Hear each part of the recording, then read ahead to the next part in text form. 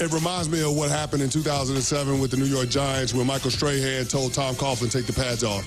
And he did that. And they rewarded him by being able to go on a championship run. Wow. Tom Coughlin was fire and brimstone. Players are going to be in pads every day of the week. Strahan told him to take the pads off. And then, oh, by the way, they won a championship going on the road to win every single game. One of these days, you'll actually give Nick Sirianni credit. I did give him credit. He's done the hardest thing that a coach has to do, which is set the agenda for the team and get everybody to buy into it. That's the hardest thing for the coach to do. Coming up, Cece's going to hand out some Books flowers next. If you love to travel, Capital One has a rewards credit card that's perfect for you.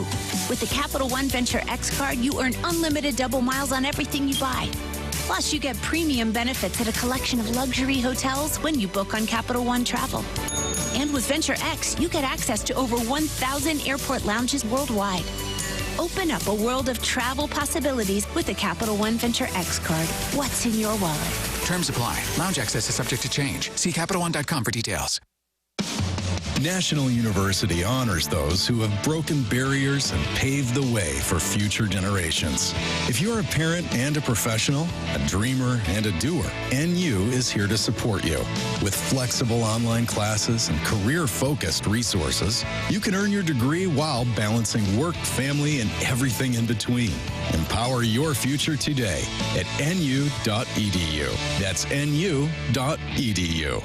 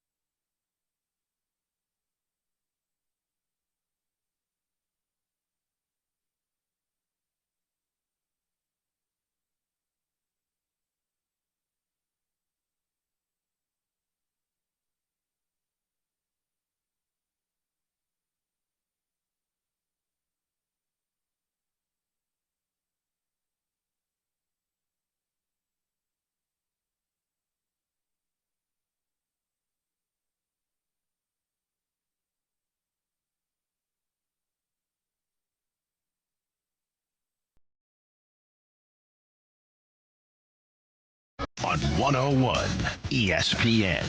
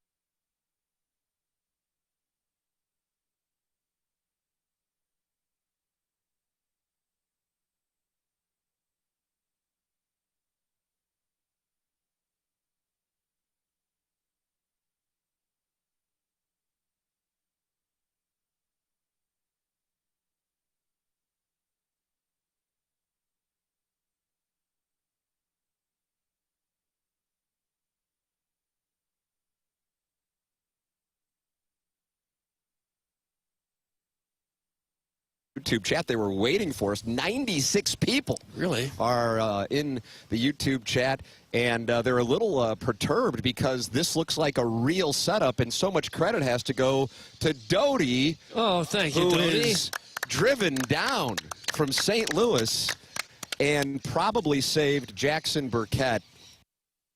Because, Jackson, let's be honest here, you would have had to have set all of this up, and while your skill set is vast, I don't know if this would have been something you would have been able to pull off Han Solo. Zero chance. There have been absolutely no way I would have been. I mean, look how many wires and levers Doty's got going on over there. He looks like he's at the NASA Command Center in Houston. Yeah, I wouldn't have done well. You could hit fewer levers and get a spaceship up to Mars and bring it back home safely. Yeah, nobody is more thankful than me that Doty is here and helping us out because, yeah, I'd have no chance figuring all this out. Uh-oh, Doug, they're not happy in the YouTube. Oh, no. I guess there wasn't audio, or there isn't audio? Chairman, what's going on? You want me to sign the whole show? I think is there audio or is there not? Yeah, I think we're all good to go now. I think the first couple seconds maybe there wasn't, but I got. I've got my YouTube feed pulled up. I'm hearing it loud and clear. I think we're good to go. Okay. All right, then we're good. Yeah. All right. These people. 143 friends now already in the YouTube chat. 146, Martin. They just keep gathering around here. What a wonderful setup it is as we are at Cardinals spring training for the first time, TMA for the first time here since 2020, but it is our 16th year overall. And I think this is our best setup yet, combined with Doty's wonderful job here on the YouTube broadcast and the engineering, and then also the location.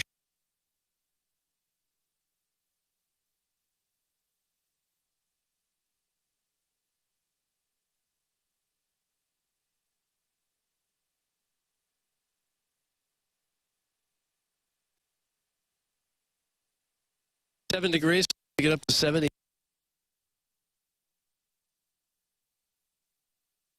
At the Airbnb this morning, there's a beautiful Keurig machine, which makes pretty sure to make it, you just hit a button. That's it. Real simple.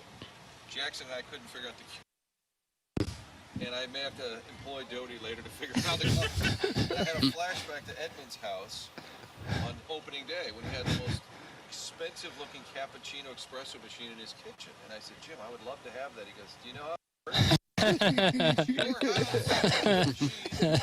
he sent the lovely Allison to get his coffee at Starbucks. So we're back to that. You are welcome to get involved on the program. The text inbox is open. The YouTube chat is open.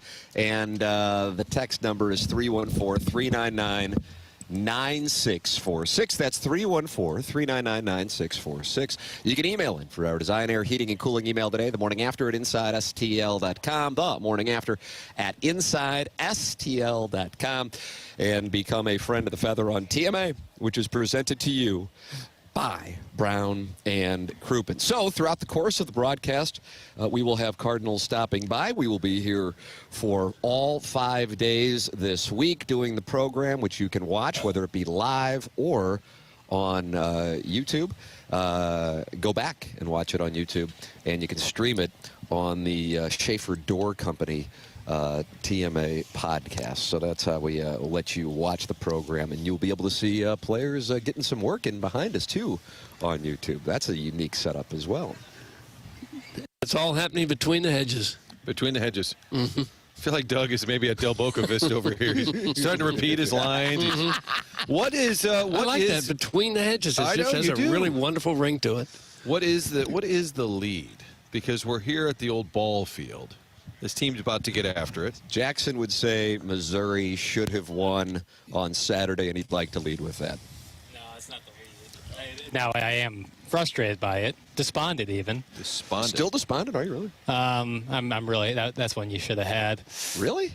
Yeah, I know it's a top 10 team, but that one really hurt. Because just the first 25 minutes they played so poorly, and they could have really wrapped that one up. Did you see the Buzz Williams education for the journalism students in his post-game press conference? I saw he was running a rally for Ryan show, which is pretty awesome. And he asked them to write it down. He said, "Are you writing this down? Are you just typing?" He said, and he went through like how to conquer life for the young J students. I don't know what prompted it. You could find it fun with audio. The Buzz Williams, in addition to winning the game in heartbreaking fashion, gave some advice to the J students. Too bad you weren't there, Tim, to take in little journalism advice from Buzz Williams. My counsel would be switch majors. That's pretty instantaneous. That'd be pretty quick. Yeah. Pretty simple. Switch majors and go to law school. Do so ASAP. You are, Martin, people are saying that they can't hear you. Oh, no. Oh, Martin was muted. Well, oh, no. I mean, I'm happy to go back to the Airbnb and just shut her down for a while. Now there'll be a couple of texters saying, best part of the show. Keep them potted down. Oh, my goodness. That's what happened. We jinxed it. We had the perfect game. You talked about it, Tim. You talked about the setup, best we've ever had, and boom, right out of the gate, we got an E. Happens to the best of them. Email in for the Design Air Heating and Cooling email today, designairservice.com. That is Seth Goldcamp and his wonderful staff at Design Air. Design Air Heating and Cooling is online at designairservice.com. Seth is 4th generation, and Doug, Martin, and myself are all clients of Design Air Heating and Cooling. If you run into any issues with your heating service, knowing that we're going to have some snow in the St. Louis area this coming week, just go to designairservice.com and work with Seth. He will take great care of you. His staff will take great care of you. All you have to do is go to designairservice.com. Longest running sponsor on TMA, Design Air Heating and Cooling, sponsor of our email the day, the morning after at InsideSTL.com. The Baldwin Beer Bitch is active in the YouTube chat, and she says your guy's hot tub is the lead. Oh, yeah. Jackson's already been in it. Yeah. Well, Doug wouldn't get in it with me, and that's what. What's that about? It really perturbed me, because I was in there. I was like a lobster in there, just kind of hanging out, and Doug wouldn't get in the hot tub with me. So it's just a solo hot tub is not the same. It's not as relaxing as with your buddy. What were you doing in there? Were you drinking like a scotch? Yeah, 4 fingers, and just kind of hanging out. Well, we're in an Airbnb, and right next to us is I guess a small apartment connected to our house. And every now and then you can see who's in there peeking out of the windows at us. And so if I'm going to go into this hot tub naked as a jaybird, I don't want that neighbor looking out at me. There's a connecting door in our Airbnb, and Doug's really wanted to bust open those locks. I want to see what's going on in there. It's a little disconcerting. There was a movie where Gary Busey lived in someone's attic, and they didn't know he was up there. Oh, that's creepy. And I kind of feel like we have that vibe going, somebody's just right next door. But they're not part of the Airbnb. We think maybe they're the maintenance person. I feel like I'm a couple bad turns away from looking like Gary Busey. Blonde hair. Well, that's a good thought. A couple of bad turns away. Get good and liquored up. He had some problems with that, didn't he? I think he got in a motorcycle accident, and that's what's really messed him up. We'll take your Gary Busey thoughts. Gary Busey, the lead. You're welcome. The lead, of course, the Super Bowl and the Chiefs getting blown off the field. And I would think, what do you think? About 75% of St. Louisans are unhappy about that development. Would you say that's fair? Oh, yeah. Yeah. At least. I imagine most were rooting hard for the Chiefs. I guarantee there were a lot of Chiefs watch parties around St. Louis, cheering on John Hamm, telling the Chiefs to get after it. But I think, 75 is probably a good number. I feel like if you're not on board with the Chiefs right now in St. Louis, you're a bit in the minority for sure. You can kind of feel it going around town. Well, there have been some rough Super Bowl games to watch, some games that weren't very close, some bad Super Bowl games. This was right up there with them. It was really pretty rough the whole game. You could tell fairly soon that the Eagles were the dominant team, especially on defense. And so it really was kind of, as Super Bowl games go, it's pretty darn uninteresting, wasn't it? I thought it was. Yeah, it was brutal. I struggled to get through the end. I mean, I honestly thought about just going to bed in the third quarter. But I felt Did I had I ruin it because well, me you and my wife by. came over? Did I ruin it we for had you? Kramer come by, the little at the place. Felt I had to labor through, watch the whole game. Yeah, brutal. And I mean, I think we were afraid. Most of us were afraid to pick against the Chiefs. I was, because I said they always win. Mahomes always finds a way. I was shocked that they could be just sort of dismantled like that. You see, Mahomes had a quarterback rating of 11.4. My goodness. Tied for the second lowest ever at the Super Bowl. And that's on top of completing a couple late passes to put a cosmetic job up on the scoreboard. That was cosmetic because that thing wasn't remotely as close as the score indicated, 40-32. And if you would have been told before the game that Saquon Barkley would run 25 times for 57 yards, I imagine you would have gone, okay, Chiefs are going to win this thing by a couple touchdowns. And instead, the Chiefs sold out to stop Barkley. Doesn't necessarily surprise me that that was the route they took, but because of a combination of all of the pressure from that Eagles defensive line and Mahomes' turnovers, in addition to Jalen Hurts having a great game, the Eagles blew the Chiefs off the field. And the Chiefs couldn't run the ball at all either. Mahomes had 25 yards. Their running backs, Kareem Hunt had 9 yards rushing, and Pacheco had 7 yards rushing. They didn't even try to run the ball, really. No. I feel like they might need to address that. Either a premier back or rethink their running attack, because it does seem like it's all on Mahomes. And you just watch that whole game, he's literally just running for his life. And he got the crap kicked out of him, too. And they had no answer. Yeah. And they show Spags they love the cutaway of Spags, but it was clear they just had no answer for what the Eagles just manhandling them. And it's why you don't wager. Would you have ever bet? You could have said the Chiefs would lose. I could have told you that Friday, and you'd say, sure.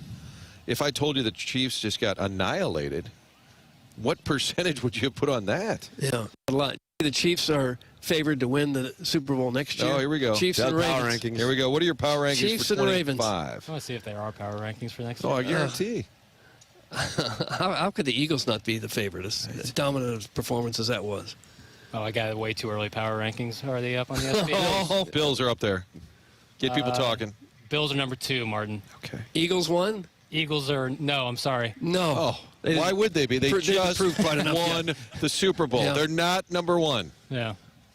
Chiefs again? Yes, sir. Son of a sack ass. Lions 3, Eagles 4. Eagles are 4th. Yeah. The Chiefs you think that'll are number deflate 1. their parade, Tim, knowing they're only 4th in the power rankings? Whose power rankings are these? ESPN's. ESPN. More specifically, NFL Nation. John Hamm is a traitor. That's from the total package. Agreed. I was surprised they didn't have somebody from Kansas City doing the announcement. Bradley Cooper's an Eagles guy through and through. And a Philly guy at that. They have so many options to pick of KC. Paul Rudd was there. Paul Rudd was there. You got Sudeikis. Rob Riggle's done stuff with the Fox. I know he's not as well known. George Brett could have done something. George Brett, obviously. Mm-hmm. Eric Stonestreet. I wonder why Paul Rudd didn't do it. Yeah, but maybe wasn't asked. Is John Hamm a bigger star than Paul Rudd? We'll take your calls. That's an interesting debate. Yeah. We'll get flooded with calls on that one. But I think if you're a Kansas City fan, you might be saying, why is John Hamm doing this? Is he from St. Louis? And you know how they are sometimes about St. Louis. Mm-hmm. That may have rubbed those folks the wrong way. But Sudeikis as Ted Lasso would have been kind of fun. Maybe that's too campy, but I don't think Riggle's a big enough name. Paul Rudd would have been good. Yeah, Paul Rudd would have been the place, yeah, especially since he was He's there at the game, unless he didn't want to do it. I don't know if John Hamm was a Chiefs fan, even though he is a St. Louisan growing up. I don't know. Maybe he would have been a football Cardinal. Taylor Swift could have done it. She was there, too. Yeah. Ham's everywhere. He was at the NFL Honors on Thursday night. And how does that happen? Who at the league office says, what about John Hamm? He's from that, because it's Missouri's team. That must be the NFL. You think they're grooming us at the NFL? I will say, getting St. Louis people to buy into the Chiefs by using John Hamm as a vehicle. I will say anytime they reference like Brady's first Super Bowl, they never say St. Louis Rams. They just say Rams. Yeah, I noticed Burkhardt said that a couple times. The Rams. Yeah, never says St. Louis. You think John Hamm could have been one last middle finger from Clark Hunt to the city of St. Louis? I'm feeling it. Well, the people in St. Louis who are Chiefs fans are true scum of the earth people on par with the Big Ten graduates from wherever who moved to Chicago for 3 years and become lifelong Cubs, Hawks fans. Worst of the worst humans. It was a pleasure to see them get demolished. That's from Tervis Parrish. Tervis. And he is passionate with that take in the Air Comfort Service text inbox. That's rough language there. Does that happen with Big Ten? So someone goes to Purdue and then instantly becomes a Blackhawks fan? Well, when you move to a city, you tend to get caught up in the whatever team's playing there. Yeah, if you're a trader. Well, it's just... So if you move to Chicago, you become a Cub fan or a White Sox fan? You could, yeah. No shot. I moved to Minnesota, and I became a Viking fan and a Minnesota North Star fan, and then I moved to Miami, and didn't take long to start rooting for the Dolphins. I still had my allegiance to St. Louis too. Doesn't sound like it. You get caught up in the local culture. Doug Vaughn, Vikings fan, turns his back on the Big Red. No, I still love the Big Red. I was one of 3 people at a party last night who weren't rooting for the Chiefs.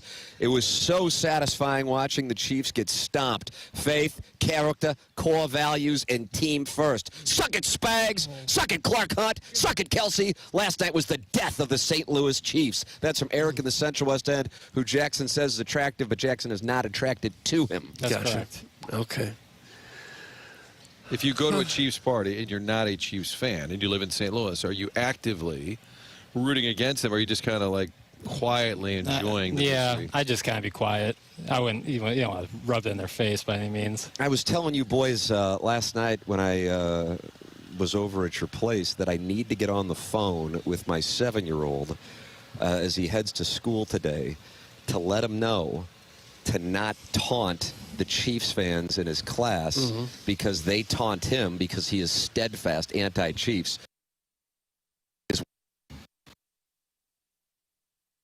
He listened to my anecdote place in 2016 with Clark Hunt and carries that despite a bunch of other 7-year-olds who understandably love the Chiefs. They don't know anything about all that stuff. But I don't want him to start running his mouth at class today. So at approximately 7:50 St. Louis time, I'm going to get on the phone and give him a little counsel. Let's do it live on the air. Can we go? He's the only 7-year-old in St. Louis yelling at kids at recess. What about the relocation committee? Good on them. We had Mara in our pocket. We had Kraft. What's wrong with you? They're like, we're in 2nd grade. We don't remember that. No, good on them.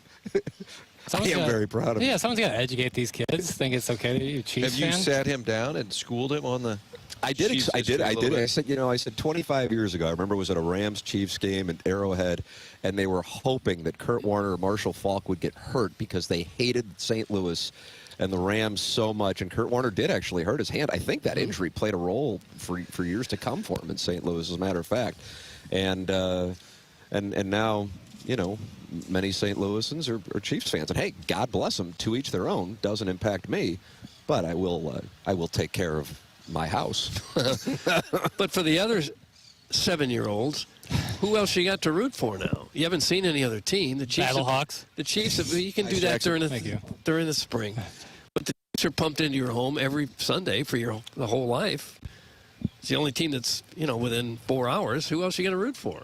Nobody. Oh, that's hard though.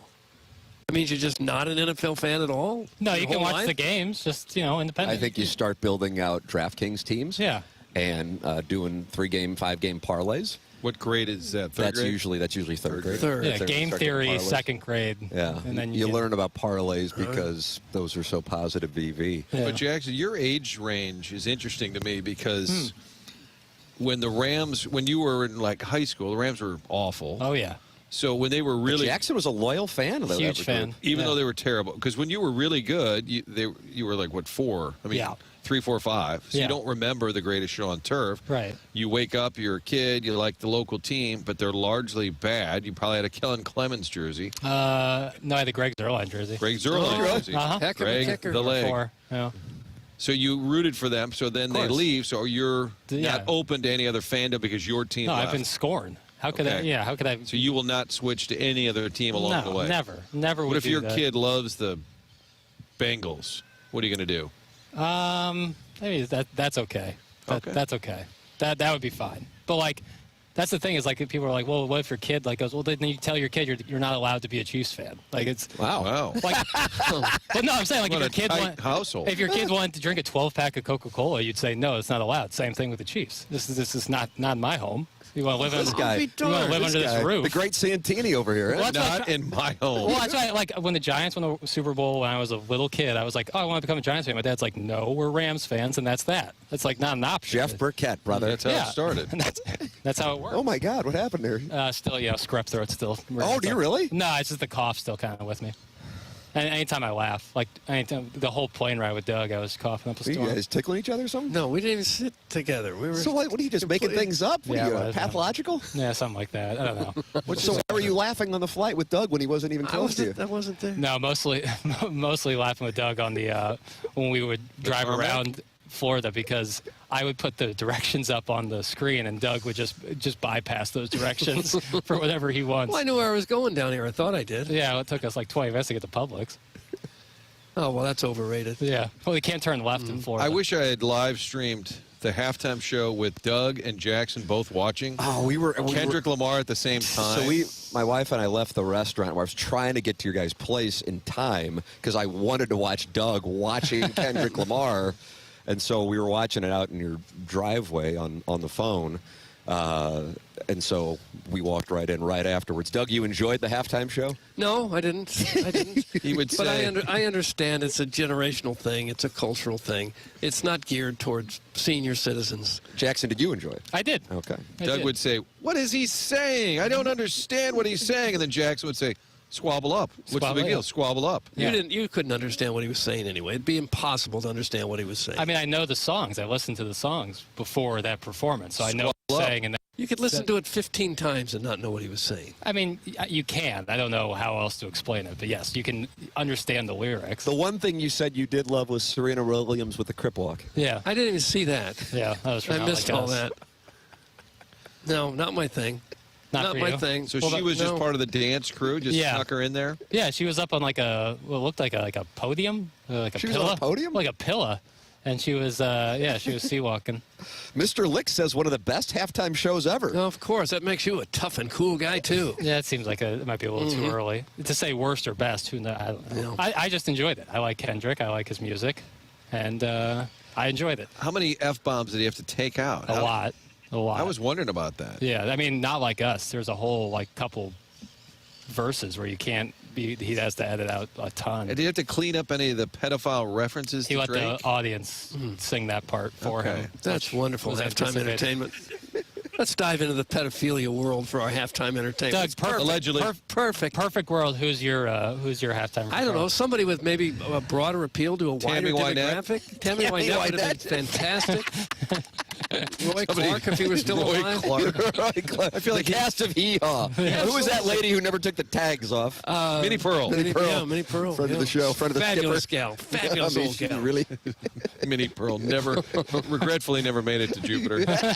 Swing by. Kendrick Lamar has used more of the field during the halftime show than the Chiefs in the first half. That's from the Oh, St. Charles true. Illini. That's a singer. Remember in the third quarter, they said first time in Eagles territory. That was Just unbelievable. Stunning. Well, at the beginning of the game, we all said, "Oh wow, the Chiefs have a punter." You don't even see him. Yeah. Don't you like music that's got a melody to it and some words and something you can sing along He with? played Luther with SZA. That's all melodic. that? I repeat that. Don't you like music that you That can, was- has it's a decent melodic melody? song. That's a melodic It's not song. singing. It's chanting. It's not singing. Luther Vandross is in there, though. He's got a Luther beautiful. Vandross is good. The ball is tipped, and there you Well, are. that's a whole different genre there. Yeah, but he should sample that, too. SZA, everyone says, is from St. Louis. So I was excited. I asked Jackie, where did she go to high school? He said, well, she didn't really grow up in St. Louis, but she was born there. Yeah, kind of like Kevin Nealon. Same Yeah. kind of deal. But she represents St. Louis. She wore the Blues jersey on her last album cover. You know Akon? Yeah, also born in St. Louis. But St. Louis, Senegal, or Africa. Yeah, he grew up, I think, in Senegal. But yeah, he born in St. Louis. Are you sure about He was born in St. Louis. Look it up. Yeah, you gotta Pretty check your confident in calls. that. I don't think it was the other way around. I think where you're raised is more like where you're from than where you were born. Because you were born in, because you're a Beaker. I was born in El Dorado, Kansas. I never in my life have I said, oh, I'm from El Dorado. But you will say Rock Chalk Jayhawk. I won't. Nice. Without question, Kendrick Lamar was the worst halftime performance ever. Of course, Libby Jack liked it. Such garbage. Morgan Wallen would have been a far better, wider appealing artist. That's from Eric in the Central West End. I could have wrote that text before the show started. Very good text. Very good text of the day. Time passages. Doug, you're so freaking old. There you go. Look at that. That's dropped. Chairman KG. Kurt. Wow. Chairman Kurt. 1,500 miles away, just bringing the heat. Doug SZA sang. That's from caller Ellen. A little bit. Yeah, well, it was just fantastic. The people that are hoodwinked by the rap stuff are the same people that like the WWE. They just go along with it and just tell themselves, this is really great. It isn't great. It's horrible. He's taking out crap. wrestling and the rap terrible. industry Larry all Nickel in doesn't know one. what hit him. Hey, Doug, I feel like they're everybody's different tired of you audiences. bitching about your job.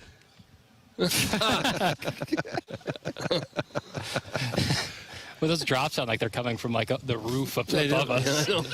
I agree, Doug. I was born in old country, but I don't go around telling folk I was born in old country. I just bow and walk away. Thanks. That's from Brian Henshin, who's monitoring the Colts power rankings. Okay. Oh, I'd say they'd be about 22nd, maybe. I think that's where they are. Jackson, where are Were the you guys born in St. Louis? All you guys were actually I was born born here? in San Francisco. And so when I was a kid, I liked the 49ers. They were also good. Were you really born in San Francisco? I was born in I did not know that. Wow. For So how many you're- years do you live there? Year and a half. How about Don't that? remember it well. So you're a huge 49er fan. When I was a kid in the Big Red, I liked the Big Red, but the 49ers had Montana Sure, and Rice. And I was like, oh, absolutely. wow, I'm from San Francisco. That's my team. What were your parents doing there? My dad was in med school, and then he had like a residency for a couple of years. My mom said she used to go to Golden Gate Park. Is that Really? right? Yeah, in the little stroller during the middle of the day. Your dad's a doctor now. He was a doctor, but he spent some time in San Francisco, and so I think my mom still likes the Niners a little bit just from having lived out there. It also helps when they're good. Right. Oh, yeah. Jackson, I respect your opinion, but listen to your elders. That's from the Pope. Can I not have an opinion and respect my elders? Like I feel like I can do both. I don't have to. It's hard just, to do both. But I don't just have to agree with my elders. Like Well, I you can, should. Well, I respect their opinion and absorb the information and also have my own. Yeah. I have a fully formed brain. I'm allowed to have an opinion. Okay, Well, gaslight pretty girl much boss every generation. gatekeeper. Most generations like music after their time. Yeah, so- I get it. That's yeah. just part of the life cycle.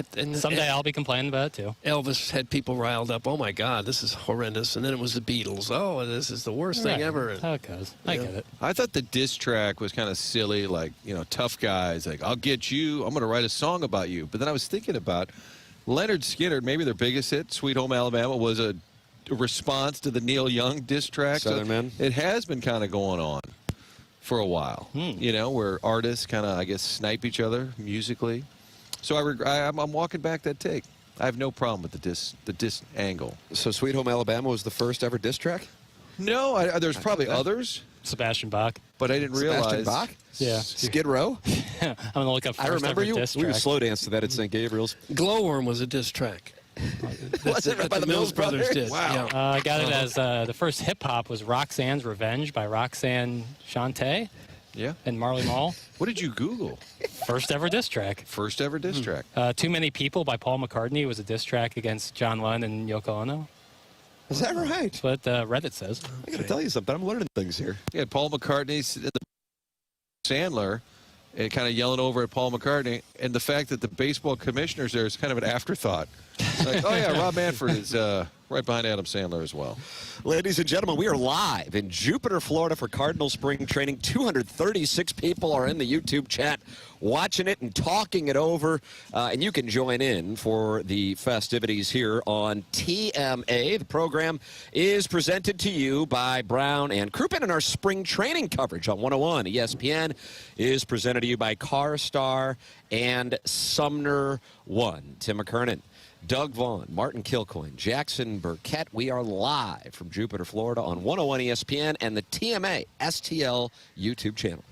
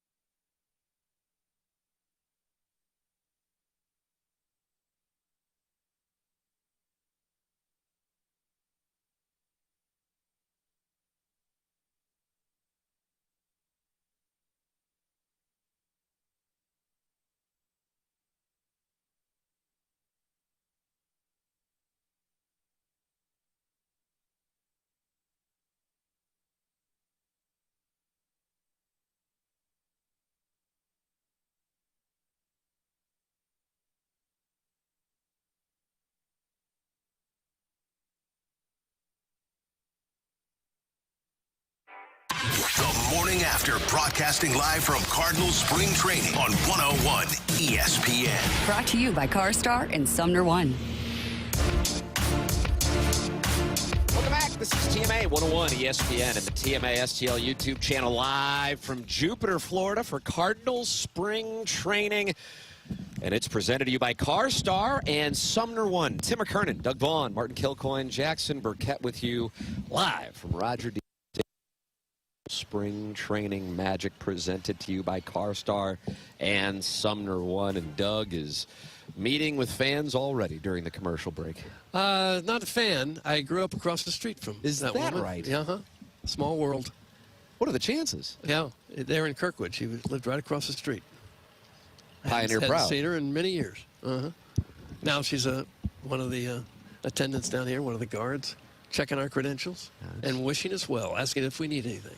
Jackson, what Cardinals have you seen so far making their way into the facilities here for today's festivities? Haven't seen many.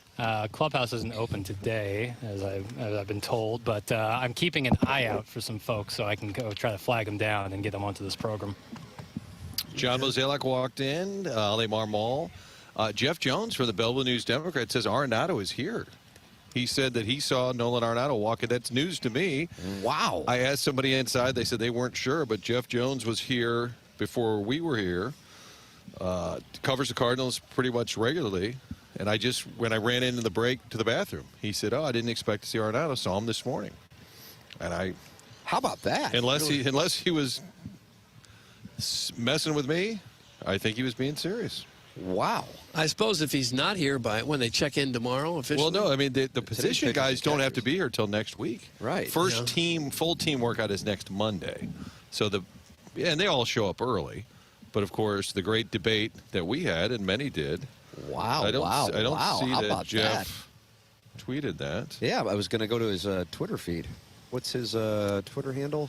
I'm on Ella Reese's. For heaven's sake. At JM Jones. And he didn't tweet about it? No. How about that? That's what he said. Unless I was getting played, seemed to be serious. Get Jeff over here. I suppose. Tell me we need some clarification. Yeah. If Arenado didn't show up and the Cardinals failed to make a trade for him, that would make things even worse, wouldn't it?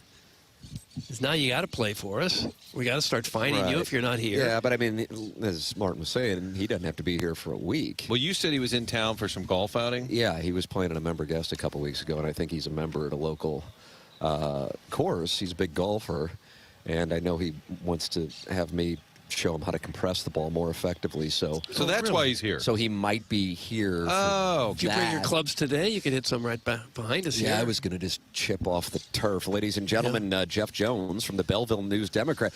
Jeff, this is unless Jeff was messing with me. I find this to be fascinating news if this is accurate. You saw Nolan Arenado? Yeah, as I was pulling in, walking up to the gate here, in came Nolan with his glasses and his bag ready to go. So Nolan is here this morning.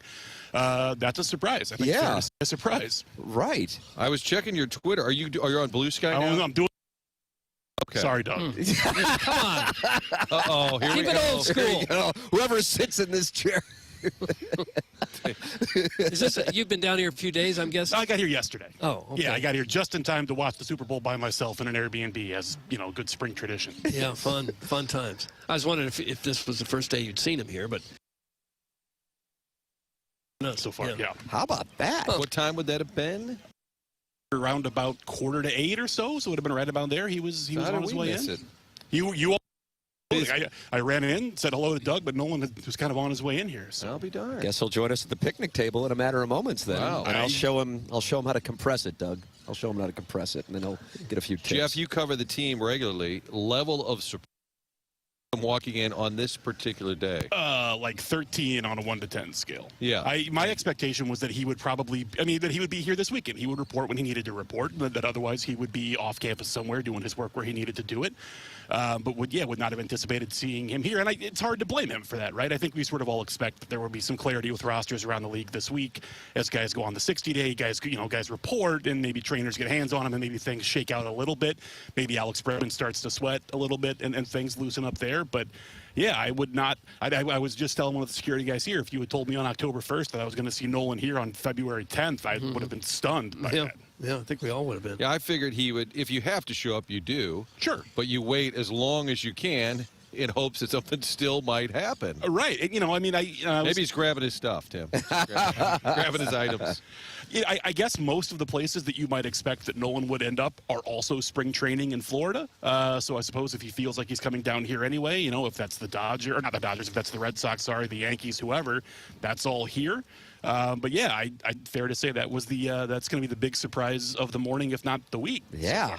Wow, how about that? And you guys just happened to run into each other during our commercial break with this little news and nugget. Yeah, I was walking by Jeff, and he covers the team basically every day, and he's here on site. And he said, "Oh, I wasn't expecting to see Arenado." So when I mentioned that to Tim, then I thought for a second, was the tone kind of joking? Like, was he messing with me? No. And then did I take it to the air? I'm giving you credit on the Twitter tweets right now, Jeff. But you're not on the Twitter tweets anymore. I'm still there. You got to go where the people are and post the links to the stories, I guess. But all the really good insight. I'm trying to do TikToks also this spring. That's not going to go well. But here's the thing. Like, nobody wants to see 12 seconds of a guy taking BP, right? But you have to shoot it because I'm here. I have to pretend like I'm doing something. So if I shoot like 8 guys in a row taking BP and then stitch it into one TikTok, now that's journalism. Still nobody's going to watch it, right? But that's journalism, right? That's video editing. Do you have a hot take you could spit in 12 seconds? No. I don't, off the top of my head, no. You got the scoop, though, man. I did. I just saw him walking in. Did you say anything? Or anything? No, I would. So, as you all are well aware, this gate up here, sometimes it's hard to find the key to the padlock that keeps the gate closed. In one hand, my bag with my bagel in the other. I was just sort of leaning against the gate, and I said, "I know that guy with the glasses." And he was here pretty early enough that he probably would not have had to see any of us had I not, wanted my bagel early this morning. We got here on time. So Jeff's bagel led to an Arenado sighting. It did. That? That's journalism in 2025 right there. Shout out! I don't no free spots, but shout out Bagel Boys on Military Trail down here. That's your spot. That's a spot. That's the YOLO. spot. YOLO. Hey, Jackson, are you going to try to get Arenado on? What percentage are you giving that, Martin? What's less than 0? And Jeff, you won't write this on Twitter because you're trying to shake the olds. Well, shake the olds. You're trying to keep this information out of the hands of seniors. Yeah, I think so. Is that what it is? As much as possible. Doug's on MySpace. I don't know. Jeff is an awesome rider, a straight shooter, no BS. That's from Big Worm. You have fans Big in our Worm, Air that's Comfort Big Service Worm. text inbox. I'm glad I can still text under the table while I'm sitting here. You are texting. Right. You are Big Worm. Wow. Jeff Jones of the Belleville News-Democrat with the scoop here in our 7 o'clock hour that Nolan Arenado is at Cardinals. And really, too. Yeah, you would expect him to be here, obviously, if the deal hadn't gotten completed. I've been asked a couple times this winter, well, is he just not going to report? No, I mean, he was going to report. He was obviously always going to be here because, he's owed a whole big mountain of money, and so you tend to show up when those things happen. But I would not have expected him to be this. I have bet a number of our listeners that he will not be with the Cardinals on opening day. How do you feel about my bet? I think it's a very good bet. Okay, I think that Doug, I'm still good. Okay. I think that Bregman's going to shake out eventually. And that's going to be the domino. Right. And it sure seems like he's just dying for Houston to do anything that looks like he can get a win out of it, right? That he's trying to figure that out. The fact that all that Altuve stuff got into the air suggests to me that they would probably be okay with that too, because otherwise why would you put it out that Altuve might play some left field? Because then when he doesn't, you spend the whole year with that kind of floating around in the background. So it seems like that probably is where it trends for Bregman to just go back. The other one, too, that stands out to me is the Nationals always have money for a Boris guy, it seems like, right? Now, maybe that's a little less true, I guess, since things have changed with the learners, but that would be the other one where I kind of wonder if Bregman is chasing the deal and not a fit, if that's maybe where it ends up. Well, that's a sneaker. I haven't heard them mention. Yeah, I mean, just in terms of when you kind of look at how their infield shakes out, they don't really have an obvious candidate to play third for them. I mean, it's certainly not on a Bregman level, right? And historically, when you look at that connection, at least between the agent and the franchise, and you know this as well as anybody, these guys like to go where they're comfortable. Like where spring is matters. It's the same complex, right? It's all the same stuff. He can keep his house down here. He can live his life basically the way he's been doing it. Minus, a lot of losing, playing with the Nats versus the Astros. But you think there's any scenario where Arenado stays with the Cardinals? There's probably some, sure, because I do believe them when they say that they're not eager to give him away, right? I don't think they're going to pick up 85% of the deal. I don't think they're going to, there is a limit to it. But I do think at this point, it just seems like it's best for everyone, right? Whether or not it's best for the Cardinals on the field, it's not. They're a better team with him than without him. But at this point, when you go through the winter, and this has been the messaging, and this has been what you're selling to the fan base, we're rebooting, we're shipping guys out, we're making these changes. If you can't do any of that, that's really tough. Like they have to sell tickets, right? They do have to do something. They have to have some sort of message that's coherent. And the other thing too that really stands out to me is I don't think they want this hanging around when Chaim Bloom takes over in the fall. Yeah. I think they want this to kind of be off the books and cleared and taken care of, and to be in a spot where Chaim kind of has an open chessboard to set it up the way he wants to set it up. I just wonder if there's any scenario, as awkward as it might be, since the agent has said he needs to go somewhere where they've got the throttle down. In a sense, he wants to go where they want to win. That's all on the table. I still wonder if there's any scenario where they say, let's just get into the season. You play well. Your market goes way up at the deadline. You'll have more options than you have right now. And I know that's not the perfect scenario, but I wonder if there's even a chance that, hey, you play well, it's the trade deadline, we'll still be happy to unload you, and maybe more teams are in the mix. I think that's possible. I think that's a real possibility. The challenge would be that his contract is complicated in such a way that it gives teams an out to sort of bail on these trade negotiations, right? It's not so complicated that they can't figure it out. These guys are all very good at their jobs, but it's not so simple as it's a one-year deal. It's expiring in the winter. It's just a little bit of cash, right? You're talking about the out years. You're talking about figuring out the deferrals and who's paying what and all of this stuff. So there is something, I think, to be said for that being a challenge in the middle of a season that makes that a little bit harder. But yeah, there's no reason that couldn't happen if certainly he starts the season with the Cardinals. It's amazing how fast it fell. Third in the MVP. Later, you can't wait to get rid of him. It's a couple of things, I think. I think, number one, environment kind of shifts after 22 when 23 is such a lost season and so hard on a lot of guys. You know what? There's a night that sticks out for me in that 23 season, 2 or 3 days before the deadline. You all remember there were these reports out of LA that the Dodgers were considering making a move. They were all very strange. There was That Arenado had agreed to be traded to the Dodgers, and it was a Dodger, and it wasn't even a Dodgers beat writer reporting. It was an LA Times writer, right? And I think we had him on the balloon party, didn't we, Jack? Jorge Castillo, but he wasn't the Dodgers beat writer, but he had the scoop on that. Yeah, and I think, you know, as Nolan was going through that, there was a night where they lost. They lost a lot that year. He's walking out of the clubhouse, and Derek Gould and Katie Wu and I were standing waiting for Nolan, and as he left, I said, hey, can we talk? And he goes, we'll talk about the game. And I was like, yeah, that's not really. And he goes, I'm not doing it tonight. That's fine. So he went to go leave, and he got about halfway. So his locker's in that far corner of the clubhouse. He got about halfway to the player exit, and he stopped and turned on his heel and said, let's just do it. And he came back over and talked to Katie and Derek and I, you know, I want to be here. We're going to figure it out. We're trying to win, and did all the stuff, right? But that night stands out to me just as a point where it was like, it was clear that Nolan had already reached the breaking point in dealing with all of the nonsense that comes with that, right? And that was in the middle of the season. And so now it comes with what? I'm sorry. That comes with like the trade rumors and the deadline stuff, and having to sweat that out kind of, you know, in the run up with 3 days to go to the deadline, having to worry about being asked every night if he wants to go to the Dodgers, having to deal with reporting about him going to the Dodgers and all that. I think he just didn't want it in his background. He didn't want it in, you know, I don't think he's the kind of guy that wants that noise around him during the season. I think that he is so, like, monomaniacally focused on his game during the year that's a really tough spot for him to be in with all that stuff going on behind him. So that, to me, Martin, to your earlier point, that to me is another reason why it's tough to do it during the season, just because I don't know that Nolan individually would respond to that all that well. I think it would be I think it's a tough situation for him to be in and for him to perform to his best with that going on. I mean, not ideal for sure. Yeah. I just wonder if I'm the team and I have no place to send him, I say, listen, if you play well and it's a deadline, you'll have a bunch of suitors. I mean, again, not ideal. It is fascinating. I can't think of I mean, there have been spring training, you know, the La Russa-Ozzie thing was awkward, of course. Albert's contract a year. We had to talk all about it that spring. What's going to happen? Is this it? Is he going to walk? Did you get a deal done?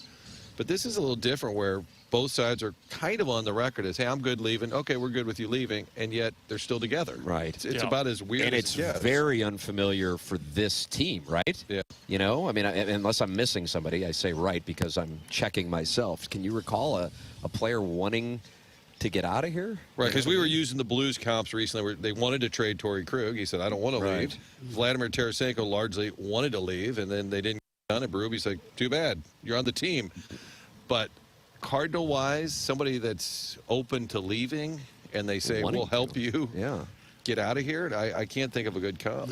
Yeah, I mean, I think Marcelo Ozuna wanted to leave pretty much as soon as he got here, but other than that. Boy, he would tear out of this parking lot. You guys ever see that? Holy crap. I once heard that drove Claibs up the wall. I heard that for his second season, he investigated whether he would be able to commute from Miami to St. Louis, and he was told that he wasn't quite that rich. Was that right? He's going coptering? Yeah. Jeff Jones with the scoop this morning. Belleville News Democrat joining us here on TMA. He saw Nolan Arenado reporting to camp and was here at approximately 7:45 Eastern, 6:45 back in St. Louis. And now, we should point out he could show up today, check in, and then not come back for the rest of the week. I'm just saying that. Yeah, he could be in lifting weights or for talking to the trainers and or whatever. Doesn't mean he's going to be on the field all week. There is that scenario, too. But nonetheless, he is here at Roger Dean Stadium. Jeff, thank you so much. Great work on the story. And Jeff Jones sitting down with us here on TMA. You're welcome to call in. Collier and Thompson phone lines, 319-740-0101. Doug, you're a big Collier and Thompson guy. Oh, sure I am. And you would be, too, if you needed something done to your home, because Collier and Thompson is always right there. They're your go-to source for every design consideration. You know, it's hard to know who you can trust to be in your home and who will back up their work. Well, you don't have to worry about trust with Collier and Thompson. They stand behind every job they do. During the process, they are always available for you in case there's any changes, in case you've got a problem somewhere. They're going to be right there for you. The team cares about the work they produce.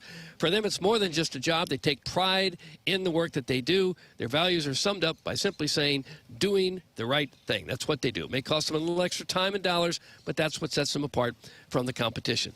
Maybe your house is looking a little bit tired, but you don't want to move. Interest rates are what they are. Housing prices are sky high. You want to stay where you are, but you really don't like your house. That's where Collier and Thompson really comes in handy, because they can turn your house into a showplace, give you exactly what you want. If it's a new kitchen, if it's a new master bathroom, if you want to redo the basement, finish the basement, they do it all. And they've got some carpenters and subcontractors that have been around since for years. The business has been around since the 1950s, and their employees have more than 165 years of combined experience. These people just know how to get it done. They will do it right. They are the best in town. If you're looking to do anything at all to your home, Collier & Thompson should be your first call. Collier & Thompson is on Manchester and Baldwin next to Uncle Bill's Pancake House. Collier & Thompson, come home to quality online at collierandthompson.com. Ladies and gentlemen, it's TMA, and we are live from Jupiter, Florida. It is presented to you by CarStar and Sumner One, the program on 101 ESPN, and 298 Friends of the Feather. 301 now, Jackson. 301. Watching on YouTube, you can watch the show, youtube.com/TMASTL. That's how you can watch the show here on TMA 101 ESPN. Jeff Jones, the Belleville News Democrat, reporting moments ago that Nolan Arenado is here at Cardinal spring training. And Jackson is going to have him sit down with us, I guess. And gonna try. He's going to spend an hour with us. What's your pitch? What's your what are you going to say? Because you've never done this in your career. No, never done this. The three of us are used to being talked down to by professional athletes to the point that we're numb to it. But this is it. Yeah, this is new. This is prom night. Hey, Nolan. You want to hop on the air with us? 5-10 minutes at tops? All right, let's start over. Okay. I did like the Hey Nolan. How about Hey Nado? Your friend. Mr. Arenado? I think. Oh, Doug, you always like that. No. You always call guys Mr. I don't know. All right, well, walk me through it here, Coach. Okay, I think Nolan is fine. Just, hey, Nolan, sound a little too... I'm trying to be friendly. First-year journalism. Hey, Nolan. Well, I'm trying to be friendly. Okay. I think maybe pity might be a good I think here. tones... I don't want you too excited. Nolan, how are you? I'm with 101 ESPN, and we've been coming here for years. Guys would love to have you on the show. You just... Seems like that's a little much. I feel like I should just be 101. You mind hopping on for 5-10 minutes? You lay it on. How's your slide piece? All right. Did I ask him that? First question, how's your slide piece? Right. Miles Michaelis is making his way in right now. You going to get him on? I'll go talk to him. No. Right when somebody's walking. Yeah, let's let him get set. I guess I got to be careful. We're throwing out my nonsense. I'm warning here. I understand. Let the boys settle in a little bit. Yeah. Maybe play some ping pong and drink some coffee. Is there still a ping pong table? I don't know that there is. There's Matthew Liberatore. So the players, this team's ready to get after it. Doug, they look like they're in the best. You know what? Everyone I've seen has been in the best shape of their lives. Even Claves, where's he at? He's in the best shape. He was up tweeting late last night. He was having a big night on the Twitter tweets. He didn't enjoy that Super Bowl, did he? He wanted to watch Sanford and Son. Or Alfred Hitchcock's Or Alfred Hitchcock. Birds. Let's see. Take it easy on my boy, young Burke. That's from Burke and Tim's matching gray Scullies, which we are not wearing today. Not today. We are not wearing today. People are concerned about you, Martin, because you keep shading yourself with. I made a terrible error in packing and leaving. I couldn't find my favorite pair of sunglasses. So I said, well, I'll get a pair when I get down there. Yeah. But I haven't done it yet. So I am getting blinded, much like the Pale does in the studio. Yeah, so man, we're both mixed here, so I'm shielding myself from the direct sunlight. I've got sunscreen, but I can't really see is more the issue. So when I want to read my notes, I may just have an umbrella later. Ladies and gentlemen, it is now in the Fisher Window and Door Store 8 o'clock hour. Well, we're approaching it anyway. And we're broadcasting live from Jupiter, Florida. Tim McKernan, Doug Vaughn, Martin Kilcoyne, Jackson Burkett with you. You can watch the show on youtube.com/TMASTL. And if you're freezing in St. Louis, you get to see beautiful weather in Florida as we will be broadcasting from Jupiter all week long, courtesy of our sponsor of the spring training broadcast, and that's CarStar and Sumner One. We'll take a commercial break, come back with more of TMA on 101 ESPN and the TMA STL YouTube channel.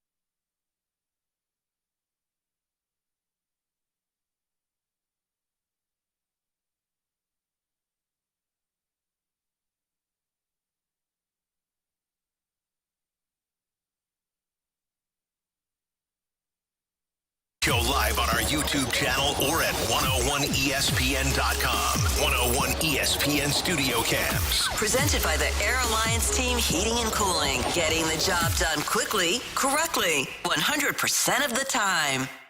101 ESPN Sports Center.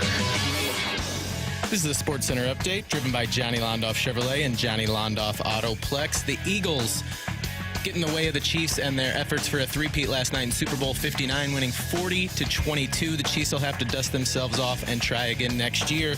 That was another Sports Center update, driven by Johnny Londoff Chevrolet and Johnny Londoff Autoplex. See them at londoff.com. Chevy, together we drive. Are you kidding me? You're listening to TMA, presented by Brown and Crouppen on 101 ESPN. It's TMA 101 ESPN. Fish to Window North for 8 o'clock hour as we broadcast live from Jupiter, Florida. Cardinals spring training here, presented to you by CarStar and Sumner One. Tim McKernan, Doug Vaughn, Martin Kilcoyne, Jackson Burkett. For those of you watching on YouTube, you can see the beautiful Florida weather. 307 Friends of the Feather gathered. But Doug called an audible here during the commercial break. Martin, who was being blinded by the sun, has switched with Jackson. And now Martin the odds of the pale is the one who goes into the direct sunlight. And Martin is now wearing a Cardinal hat to hold rights. And engineer Dodie Roman brought him some sunglasses. I have been fully equipped. I was trying not to wear a hat because I'm doing maybe some TV later. So trying to keep the hair coiffed. Can't do it. Got to go hat. Michael Whitty of the PR staff walks out. Says you're covering your face, you're getting blind. It brings me a Cardinal cap, so now I feel like I can't say anything negative. I think they're that's holding rights. I'm putting it on Instagram. That's a balloon party. Putting it on Instagram saying holding rights. So Dodie has provided the sunglasses, Michael Whitty the hat, and Jackson's offered up his seat. I'm telling you, you will in that seat there, Tim. You're going to get cooked too. This is a. I've been spraying myself down real nice like. Doug's been lotioning me up too. Yeah, it's been nice. Yeah, real nice. You got nice hands, Doug. Well, I've put the sunblock on myself. I haven't rubbed any of you boys down yet. Clip that off. Thank you. That'll be a drops of the week. Thank God Chairman Kurt is doing the updates. That's from Eric in the Central West End. Jackson, this guy. Fine by me. Not gonna catch me complaining. Chairman Kurt, can you communicate with us back there? Yeah, I think so. Can you hear me? Yes. Sounded good. Yeah. How's it feel down there? Nice, up to 72 degrees, supposed to get to 79. Martin's hotter than the fires of hell, though. That's something that he's battling. It was 20 this morning here. It's about 30 degrees cooler over here. Yeah. It's unbelievable. In the shade. Are you concerned that you now are going to get lit up? Yeah, but I'll fight through that. I'm taking one for the team. I'll have to peel off this quarter zip, but I'll be all right. I'm a big boy. Yeah, you are wearing a quarter zip. That's bold. Well, it was hotter than the fires of hell. It was a little cooler this morning, but now I'll take it off here in the next break. Watch out. Here comes Suckboy Tony. Oh. Hey, Tim, cycling on. What did I miss? Any sexy time? I'm fish hooking Kai as we speak. How is your stay at the Ritz? That's from the recovering alcoholic from Belleville and Webster Groves. I forgot what fish hooking is. Jackson? I don't know if I can say that on live radio. You can say fish hooking, but explaining what it is exactly. It's a retrieval process. Oh, what's he retrieving? I'm going to let you use your imagination. It kind of looks like the sunblock. Tim, can you get Doug to lather your scalp on YouTube? That's from Marsh's Burner. Tim's got the spray. Yeah, go spray. It's the right move. But I got two of them because I had a feeling we were going to go through them. And sweet mother. Rights holder. Martin's a rights holder. That's from Chunk of the Chuck. Do I get a Slurpee? He kind of looked like a kid on his first ball game. Do I need a glove? I should have brought my glove. With Dad. It'd be bad if I'm asking players to come on the show and I have a glove in my left hand. It's probably never been done before. Sign here. It's nice to finally be able to hear you guys when you're in Jupiter instead of it sounding like you're talking through a coffee can in a hurricane. That's from Jackson's lone wispy pube, who drove. It's unbelievable. Effort. And that's why the YouTube looks so good. The broadcast sounds so clear. This isn't something that we're used to, candidly. No. And there's no wind. There's not a cloud in the sky. There's no rain or drizzle or anything. Because it's rough out here when it's raining. Remember, we've done a few shows inside in that hallway because the weather was so bad. You have to just like move in there? Yeah, move everything. Oh, boy. Yeah, the Cardinals love it. Yeah, they really do. Because you're kind of taking up all the space in there, right? That's right. Yeah. That's exactly right. Martin, would you like to tell us about Auto Loan Pro?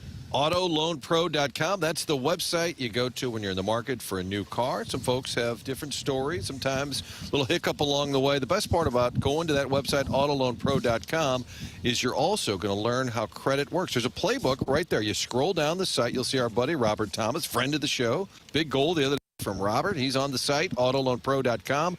Download the free playbook, and you will understand how the credit industry works. That means you're going to get a car with little to no money down. They're going to get you the best rate possible. They work with over 50 different lenders. There's one thing to know when you're financing a car: choose the Auto Loan Pro. AutoLoanPro.com. Make sure, download the playbook. You'll learn, in addition to getting yourself into a new vehicle. Auto Loan Pro is part of the Lita family.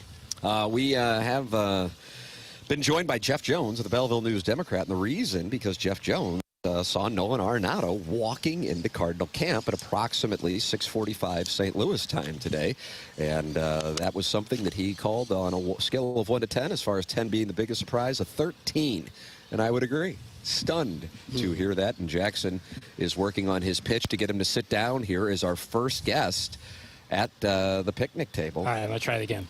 Here you go, Martin. Okay. Hey, Nolan. I'm Jackson with 101 ESPN. Would you mind sitting down for 5 to 10 minutes with the guys anytime this week? Martin, you feel better about that one? I think it's better. We're getting warmer. Okay. You might want to write it down and just read the script. Yeah, right on the teleprompter. I actually think the more pathetic you are, the better. That's what I was saying. chances. Pity might help. Like if I really squeak up the voice. Hey, Nolan. Yeah. Say, I'm here on a Make-A-Wish trip they allowed me to produce for one day That's only. not a bad idea. I hate to do that, but I think whatever it takes. Honestly, when I'm in the sun, and it's really bad when I get a haircut, and I get a haircut and shave, like I truly look sickly, and so that might be the move. To go tonight, well, that's a haircut. I've done that before, where I'm in a hat and I just got a haircut and shaved, and my buddy posted a picture of us in black and white, and people thought I was sick. Oh no, gosh. it's that bad. No, I really look like A simple haircut will turn you into a Make-A-Wish kid? Well, because then it gets real short on the sides, and I put a hat on. People might think I'm bald up top. I don't know. Oh, no. And, of course, I'm not making light. It's a great organization. Yes. I was just trying to help Jackson. Can I pay for a sunscreen reapply sponsorship? I'd love to see Doug rub down his hairy, manly chest. That's from the Crestwood Coyote. And, Doug, you played Native American ball with his father. I played Indian ball. Isn't that fun when a guy used to play ball with his son writes in that he wants to watch you rub down your hairy chest? Didn't see it coming. Do you have much hair on your chest? I have none. Crestwood Coyote. Carryover name, but we have a lot of new names. How many do you believe you entered? Jackson was busy doing secretarial work on Friday. And you cut it off on Friday. That's it. And you won't be able to enter your name into the Air Comfort Service text inbox again until March 1st. Is that the deal? Is that your policy? New names can come in at any time. Its name changes is only the first week. Oh, okay. I didn't know that. We have 922 contacts in the text inbox. So quest to 1,000. So new names are always welcome. It's the changing of the name, which is sort of like a legal process. You go to the courthouse. It's arduous for you. It's the first week of the month, so you have to wait till March. But if you haven't had a name saved in there, then you can obviously send that in, and I will do it for you. Point of clarification. Yeah, that has been clarified. Read this dumbass text. Morning After on 101 ESPN. The show is presented to you by Brown and Crouppen. You are welcome to participate. 333 people, Doug, a set of threes. Okay. That's fun. It's good times. That is fun. Watching the program on YouTube and talking it over at youtube.com/TMASTL. The show is presented to you by Brown and Crouppen. And we are on 101 ESPN, the spring training coverage brought to you by CarStar and Sumner One. Tim McKernan, Doug Vaughn, Martin Kilcoyne, Jackson Burkett with you live in Jupiter, Florida. This is TMA, presented to you by Brown and Crouppen, and our spring training coverage presented to you by CarStar and Sumner One on 101 ESPN and the TMASTL YouTube channel.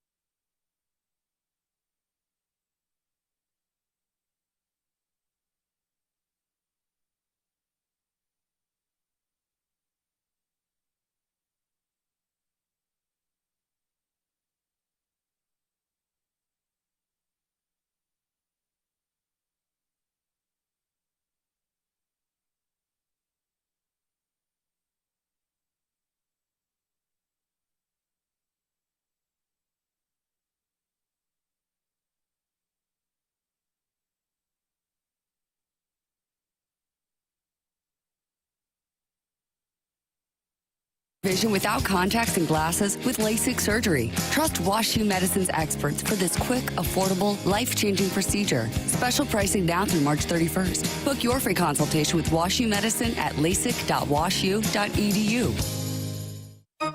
101 ESPN is your home for Blues hockey. Check out either the 101 mobile app or 101ESPN.com for your chance to win a signed puck autographed by Blues forward Jake Neighbors. Get entered to win that Jake Neighbors signed puck right now, either at 101ESPN.com or on your 101 mobile app, powered by Dobbs Tire and Auto Centers. WXOS, WXOS HD1 East St. Louis, and KPNT HD Collinsville. 101 ESPN is driven by Auto Centers Nissan, home of the lifetime warranty and 30-day return. Presented by Brown and Crouppen. This is TMA on 101 ESPN.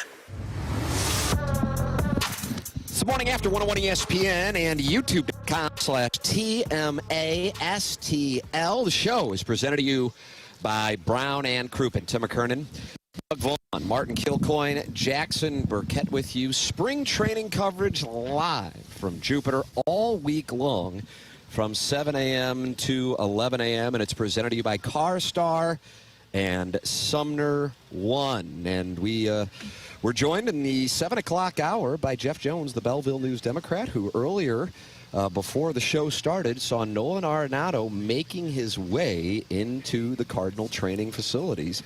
So a big surprise here on the first day for the Cardinals pitchers and catchers to report.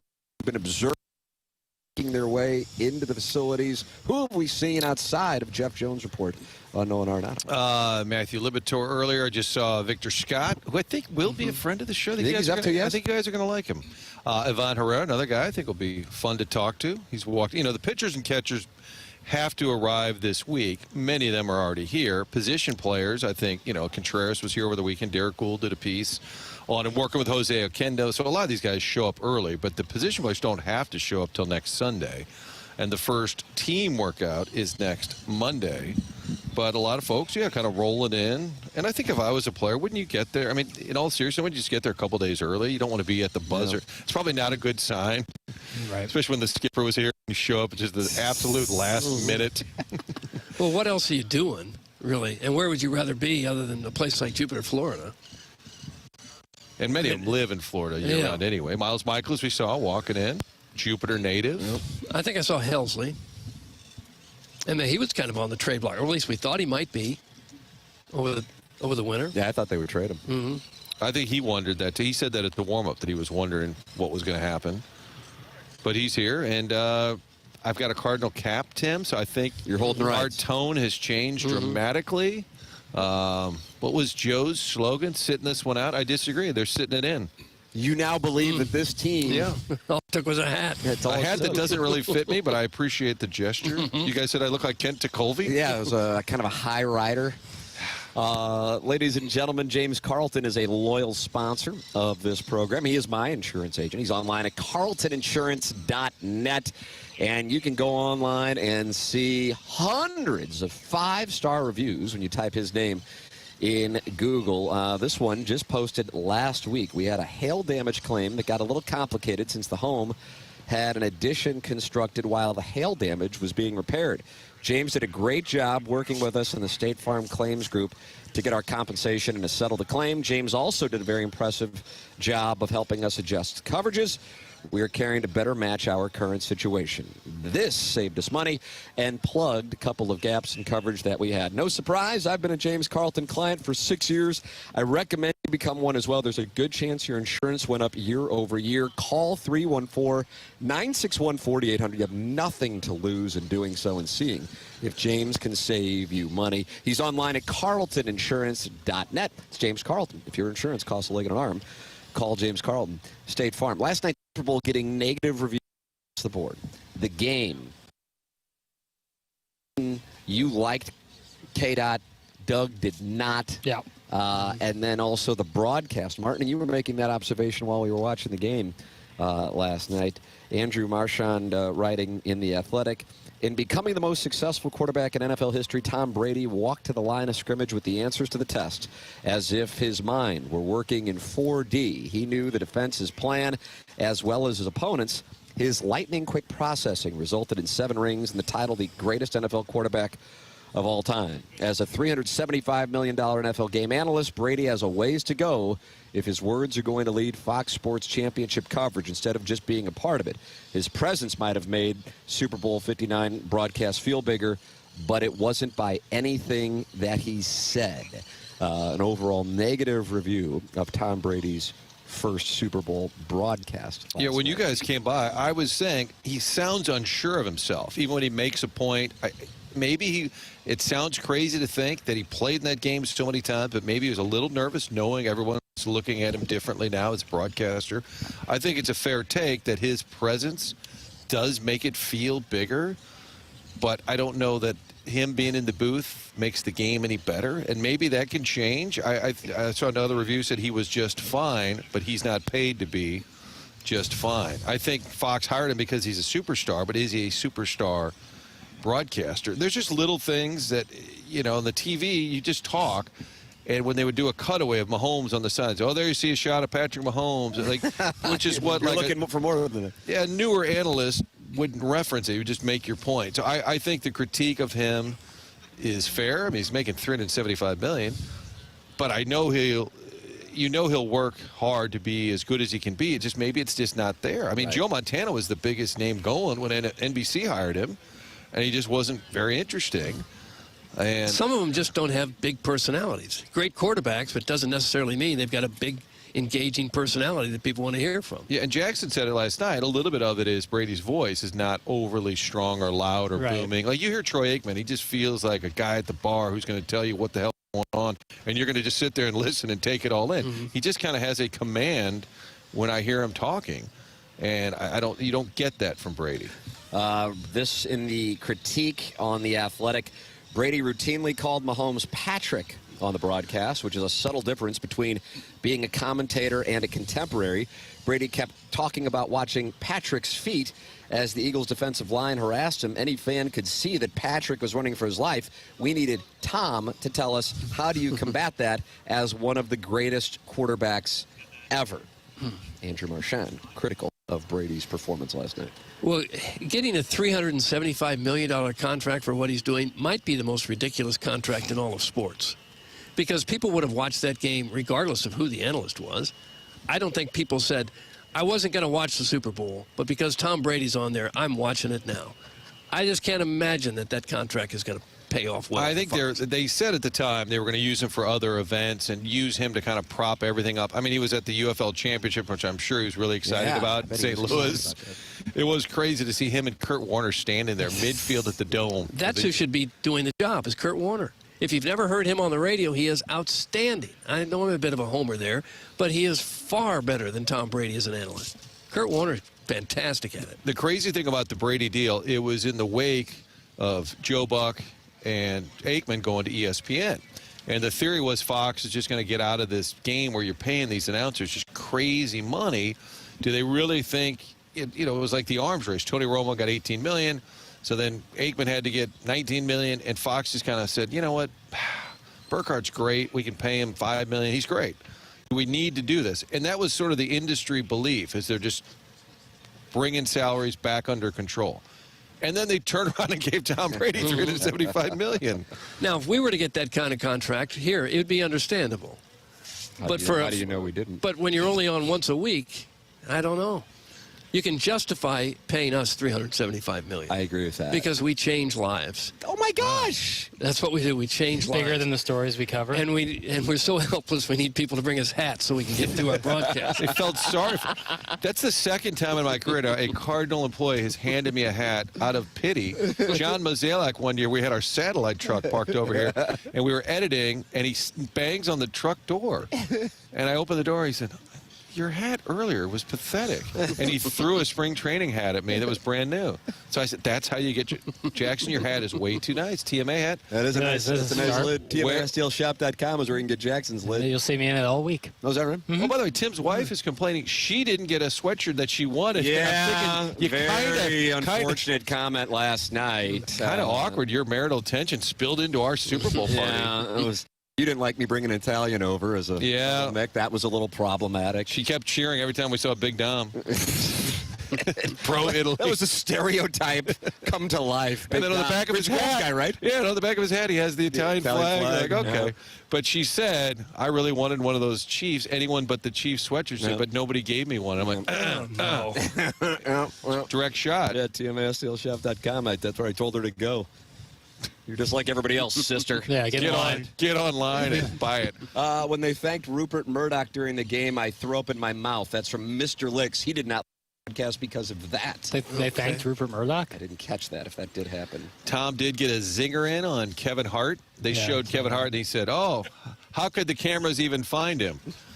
And I was waiting for Burkhardt or somebody to chime in like, oh, okay, it was a height joke. And he said, had to get him back for that roast back in May. So he got him. Large Newt Bar, Pedro Paz entered the building. Tim likes the running play-by-play. I do like it. Who has arrived. I do like it. And the scribes are gathering right Yeah, I now. wonder if They're milling about. They're milling about, Doug. There's a little buzz amongst the scribes. Oh. What do you think's going to happen, Jackson? It looks like they're being taken somewhere. Is there media access? Should I go with my phone and record some audio? I think Ollie's might talk. You think? Well, that's what they told us yesterday. They thought Ollie would talk. He would talk right over here. I know people who are watching and, of course, listening don't know, but to our left is I think Cardinal Tuno's just backdrop. escorted them all out of the building. Just to get out of here That's because enough. they say, now, this is TMA exclusive property, Yes. boys. You guys are too close to the broadcast. There's really nothing else to cover after we get done with it. I would venture Jackson should go with them. Should I? A camera and audio. Do you think, Tim? Yeah, I think that's the right thing to do. Follow in, and if Tuna says, who are you, you tell them who you are. For the record, Sheepishly. for those who will be listening to us throughout the course of the week, whether you're streaming it via the Schaefer Door Company podcast or watching on YouTube, the Cardinals have requested that we do not carry the press conferences in the morning live, just on the off chance that something is said. And we respect that, and that's their request. So we also didn't have Plowsy's 50-foot cable. I know, the Plowhawk, producer Joe. Who else? All the greats. Iggy did question of the day. I'm trying to think who else. Doug, can you think anybody else who did question? Did Roderick do it? With his big supple C-cups? Oh, they wouldn't talk to him because his boobs were too big? Yeah, these guys would tear me up. Oh, gosh. Plowhawk right there.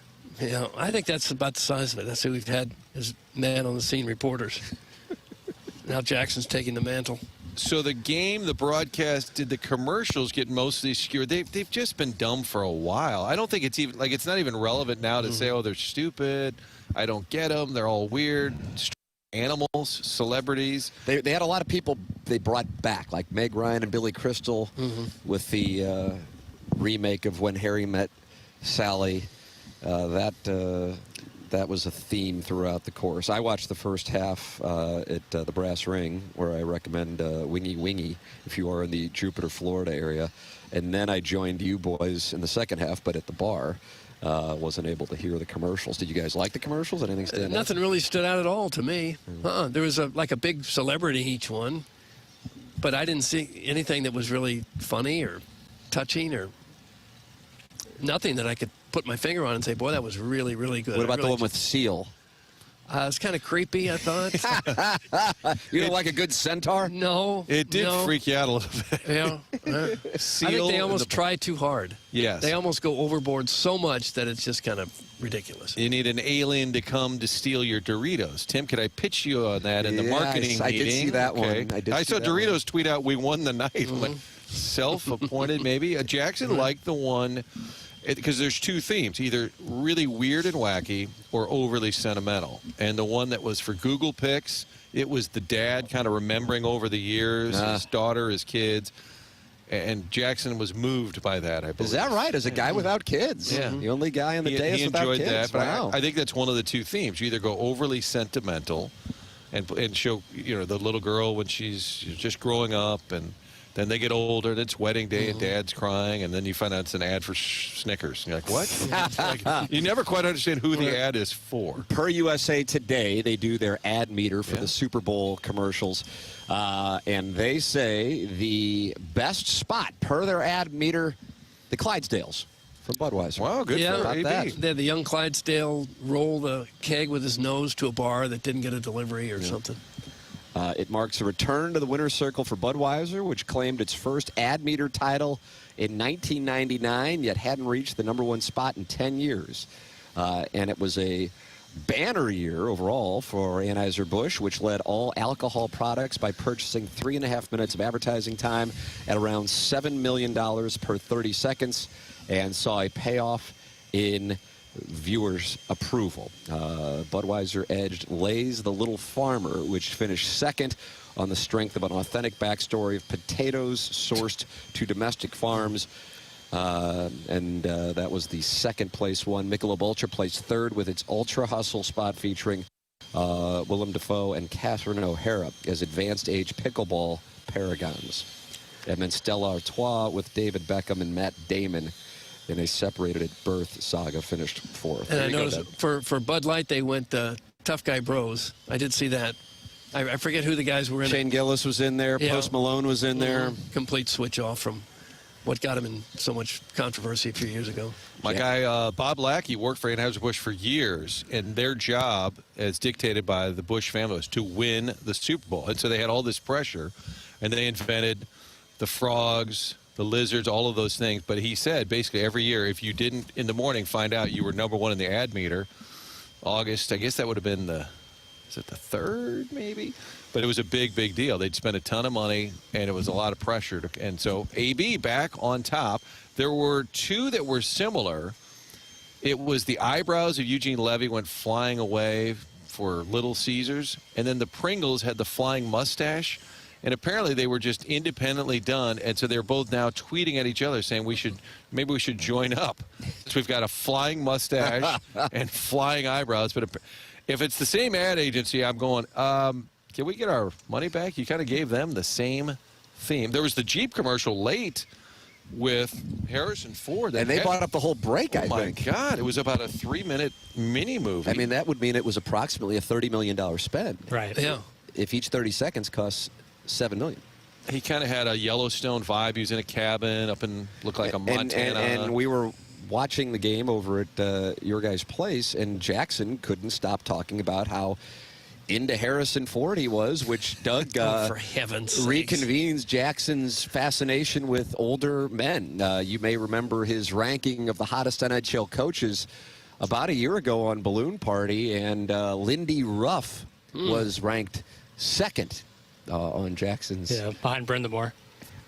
Yeah, kind of weird, kind of odd. I don't know. Kind of strange. I love Harrison Ford. You know, he's a carpenter before he ever became a movie star. So I like a man who works with his hands. That's why you like him? Well, yeah, you know. Why is it relevant? I'm sorry, Your Honor. Relevance? Something about a guy who can work with his hands. Oh, everyday man kind of? Like he's Han Solo one day, and the next day, you know, he's building you a deck. Don't you think they all did something before they became a big actor? No, I assume they all went to acting school growing up and acted their whole life. There you go, Doug. Probably had to have a second job to support themselves in the early days. Yeah, like a waiter. Yeah, so? Well, yeah, but that's not... That's too cliche. You like his backstory because it's a little unique. Yeah, he got into it late in life. That's why he has like a weird chicken wing going on with his arm. He's got like a bad wing because of his carpentry. I think it's interesting. You're saying you like a gentleman who can wield a hammer?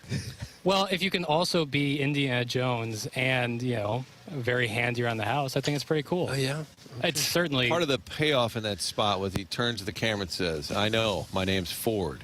And he's pimping for Jeep. Get it, Tim, because there's Ford, but then he's working for Jeep. How about Joe Buck had one of the early ads. It was for a movie. I think it was Lola and Stitch or something, but it's Buck and Aikman. What is it? You just got corrected by the owner. Lilo. Whatever the hell this goodorbad.com movie is. Well, but it was in the... Well, accurate. Are you mad because I just sent you on a wild goose chase? I figured it out. They're going to set up the media workroom. Correct. Once I sent you on that Did you get some video of it for the TMA STL Instagram? Didn't think it was... That fascinating? Derek Gould setting up his laptop you didn't think would move the needle. No, I had a nice conversation with Ben Hockman on the way down there, though. Okay. I realized as I sent you over there to get sound that it was actually them walking to the media center. Yeah. I walk it back. But, they used to have a media room here, and now it's no longer big enough, so they rent an office about across the street anyway in an office complex. That's where they're going. Oh, nice. Guys, I was listening to a local Kansas City station this morning before you guys came on, of course. And one of the guys was at the game and said the boos for Taylor Swift on the Jumbotron were unlike any boos he's ever heard before. He said it was so loud. That's from Sharon in Sanibel / Clayton, and I wonder if she'll drive across the state to join us for one of these broadcasts. She may. I've often said I don't really understand why Taylor Swift is the biggest star in the world right now. I also don't know where the hate comes from. What is it about Taylor Swift you don't like? Jackson, what do you think's going on with that? But that's Eagles fans too, they know she's a Chiefs fan. and the Eagles fans are a boisterous group. And she's from like the Philadelphia area, or at least that part of Pennsylvania. I don't know what the deal. I guess overexposure, a little bit of politics, this, that, and the other. I don't know. I don't know exactly why people boo Taylor Swift, but I know it happens. She gets, the lookalikes get booed at Blues games. Yeah, I know. I guess it's political. Well, she's anti-Trump, so the people that support Trump are against her. And he received a big applause. See, I think there was boos right at the beginning, and Doug goes, "Those are cheers." There were. He was in full salute, too, man. I think if it's KC versus the Buccaneers or Packers even, they show on the Jumbotron, it's not going to be the same as the Eagles fans who love to boo, but especially are probably annoyed that she is such a diehard Chiefs fan, being from that area as well. I think it's the Eagles fans, but in general, I think she's a little more divisive because she's been outspoken politically. Yeah, I guess. I think she'll be okay, though. It feels like she's only outspoken when she's asked about it. It's not like she makes it a big platform or anything. I didn't think But Doug coming to the side of Taylor Swift. Yeah, I don't think Doug's a man, and Doug will side with reason, is what Doug will tell I you. just don't see any reason why you would look at Taylor Swift and start booing. I don't get that. Is that it? Yeah, Jackson, you were saying that you thought he was going to be done. Yeah, I think. And you think he's a candidate to retire and come back. That's Jackson's parlay, Martin, if you're interested in it. Yeah, I think he will retire after this. I think in the coming days, I think he'll announce a retirement. And I think he is a candidate to sit out a year and then come back. Didn't he just say he's having so much fun, he doesn't want to quit? That he just loves it? But that's what you say, Super Bowl week. I don't know. It just seems like he's got the world by the tail. He can do whatever he wants. He can probably make more money outside of football than in football. You don't have to worry about getting your legs or your head crushed. I get the competition aspect of it all, but I don't know. I always feel players are more apt to leave when they win than when they lose. Sure, I think that'd be that. great. But then, if you've reasoned through it why you'd want to retire, you're not going to retire just because you lost one game. I don't know. I don't know. He may want to cement his spot as the best tight end ever. I don't know if he'll have all the records, won't he? Yeah, but even then, people won't. I don't know. That's like the greatest ever talk. That seems like fans care more about that than the players themselves. Maybe I'm wrong. I just don't think he's like, I have to become the greatest tight end of all time. He's won, 3 Super Bowls and has all those records? Yeah. I'm anxious to flip on ESPN.com just to see the banners that are saying things like, are the Chiefs done? Yeah. Is it the end of the dynasty? What now for Mahomes? And it's like, wait a minute, he's still really, really highly decorated, unbelievably good, unbelievable resume at a young age. But I guarantee all the talking heads today, what's next for Mahomes? Can't we just celebrate the Eagles for a minute? Mm-hmm. E-A-G-L-E-S. Yes, Eagles. Coach Sirianni spelled it out with his son. The mayor of Philadelphia struggled with it. She but botched it is E-A-G-L-E-S. Jordan Walker just walking into Cardinal camp. And for those of you just joining us here on 101 ESPN and youtube.com/TMASTL, where 394 people are watching the program and our spring training coverage here on 101 ESPN. Nolan Arenado, in a big surprise, walked in here at approximately 7:45 Eastern, and we have not seen him since. Jackson is going to ask him to join us at the picnic table. Doug, let's hear how Jackson's ask sounds now, because Jackson has never approached a professional athlete to do an interview. Something that the three of us probably have a combined 100 years of really experiencing. Swatted into the front row. It's really dehumanizing, candidly. But Jackson, here's what it's going to sound like to Nolan Arenado. Hey, Nolan, Jackson, 101 ESPN. We're live in St. Louis if you want to hop on, 5-10 minutes tops. Not bad. No, I think it's that's quick. You sound a little more confident. Yeah. You sound more professional. I like that. I think you've hit the right tone. I mean, the worst they can say is no, right? Yeah, when he says no, he says, oh, kind of a bummer since Holiday always listens. Throw that out there because they're buddies. Follow up. Follow up. That's nice. That's nice. Yeah. A little bit of shame. Gotta have it Well, ready it's too to bad go. Holiday was hoping you would. Anyway. Yeah. And then you turn around quickly. Yeah. Make him want us. And then he goes, no, okay, fine. It's like any good salesman, you want them to How sell long to is it you. going to be? Okay. Where are you located? Right. Yeah, well, I do have a thing this afternoon. Right. Okay. Right. Yeah, we'll make sure you get to your thing. Tell him I'll give him 4 strokes side, too. All right, I'll make sure. Over at, you think that'll entice him? What do you think he's playing today? He's at Medalist? You know? Coach Claves also walked in. Claves did and he walk kind of in. pumped fists. He as did. if I was just- pointing at him. I'm like, yes. He was dressed like a coach. He was though. like Rocky. I thought he was a coach for a second. Yeah. Oh, you can see the players behind us on YouTube. There you go. What a wonderful setup. Yeah, good work, Doty. Yeah, Doty with the great setup, the great audio here on the program. If you miss anything, podcast like the Dickens. The podcast is brought to you by Schaefer Door Company. That's Jason Gosrow and Schaefer Door Company. If your garage door broke over the weekend, what they do at Schaefer Door Company is they set aside windows of time on Monday morning to make sure that they can come out there and fix it ASAP. It's SchaeferDoor.com. SCHAEFER door.com. That's SchaeferDoor.com. And Doug, Jason and his team have been to your house twice. You got a finicky garage door, bro. I do. We may have to have him down here if the air conditioner goes bad. I don't know that he would service the Jupiter, Florida area. You think he would do air conditioners as well as garage doors? Oh, that's right. We're talking about the garage door guy. It's the sun. There's our first heat stroke moment. Pick up your dribble and pivot. Pick up your dribble and pivot. You know what? They're so good. They'll probably I was service wondering both. where we were going They'll here. service both. If they'll take care of your garage door and they'll take a look at it anyway. And then he would suggest you call Seth Goldcamp. That's how that works. Say, I'd really like to help you out, but, Seth Goldcamp. 636-782-3608. They also service commercial doors as well. So if you run a business or warehouse with big, tall doors, Schaefer is experienced in these types of jobs. It's SchaeferDoor.com. Sponsor the podcast here on TMA.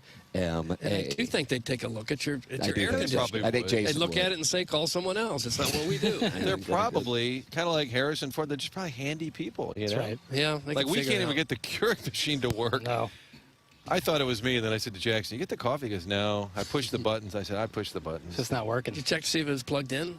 Oh, It's plugged in. It's yes. lit up like All a right. Christmas tree. Just won't pour coffee. Hey, Tim, did Claves look at the dais and cock his belt buckle at you? I still have nightmares from when he did that at the end of your year-end awards party. That's from the recovering alcoholic from Belleville and Webster Groves. Well, Doug, what happened, to give you a little context, is the recovering alcoholic from Belleville and Webster Groves offered his wife to Claves, and then he cocked his belt and said, "Be careful what you wish for." Oh, yeah, and that's the context of the story, and that did take place. Was that the 2023? I don't know. It was. Yeah, Kurt later got spit. His mouth got spit into later that night. I don't know if Clave saw that. Could Timmy pose as a bat boy and infiltrate the clubhouse? That's from the 314. Martin, Josh, the bat boy, who infuriated Keith Kachuk because he felt like he was a little too old to be a bat boy. Yeah, I mean, I guess I could maybe try to do that. The height thing wouldn't throw anybody off. You know, the male pattern baldness is covered up. I can go in there and just see if I can say, "Hey, fellas." I think you could pass as Shane Robinson, former Cardinal, and they say, "Hey guys, Shane Robinson thought I'd work with the boys." Yeah. Anybody want some fungos? And then I would have to try to make contact. This is why we got to bring our mitts. You wanted to bring your mitt. That's right. Oh. More credibility. As you can see on YouTube, the players walking behind us, they are walking free and easy, gentlemen. I haven't seen a sign of sciatica or prostate issues or anything among this. So you like this club? current Cardinal You group, are taking the over on their Pacoda projections. Martin, that was 79.5, by the way. How about the Cubs at 90.5? Is that right? That was a surprise. I don't know. I'd short that. You're shorting that. 90.5?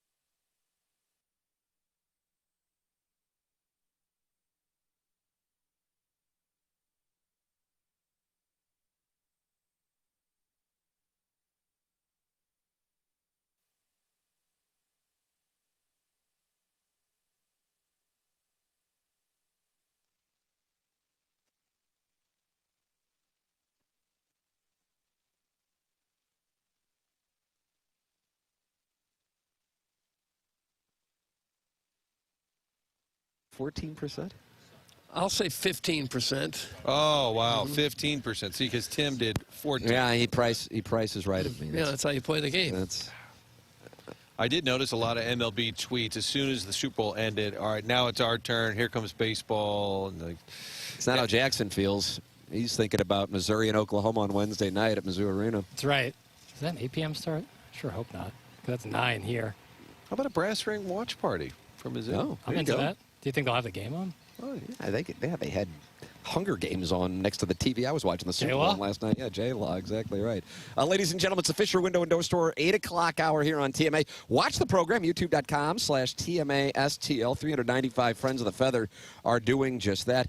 It's Tim McKernan. It's Doug Vaughn. It's Martin Kilcoyne. It's Jackson Burkett, live from Cardinals spring training, and it is brought to you by CarStart and Sumner One. This is TMA on 101 ESPN.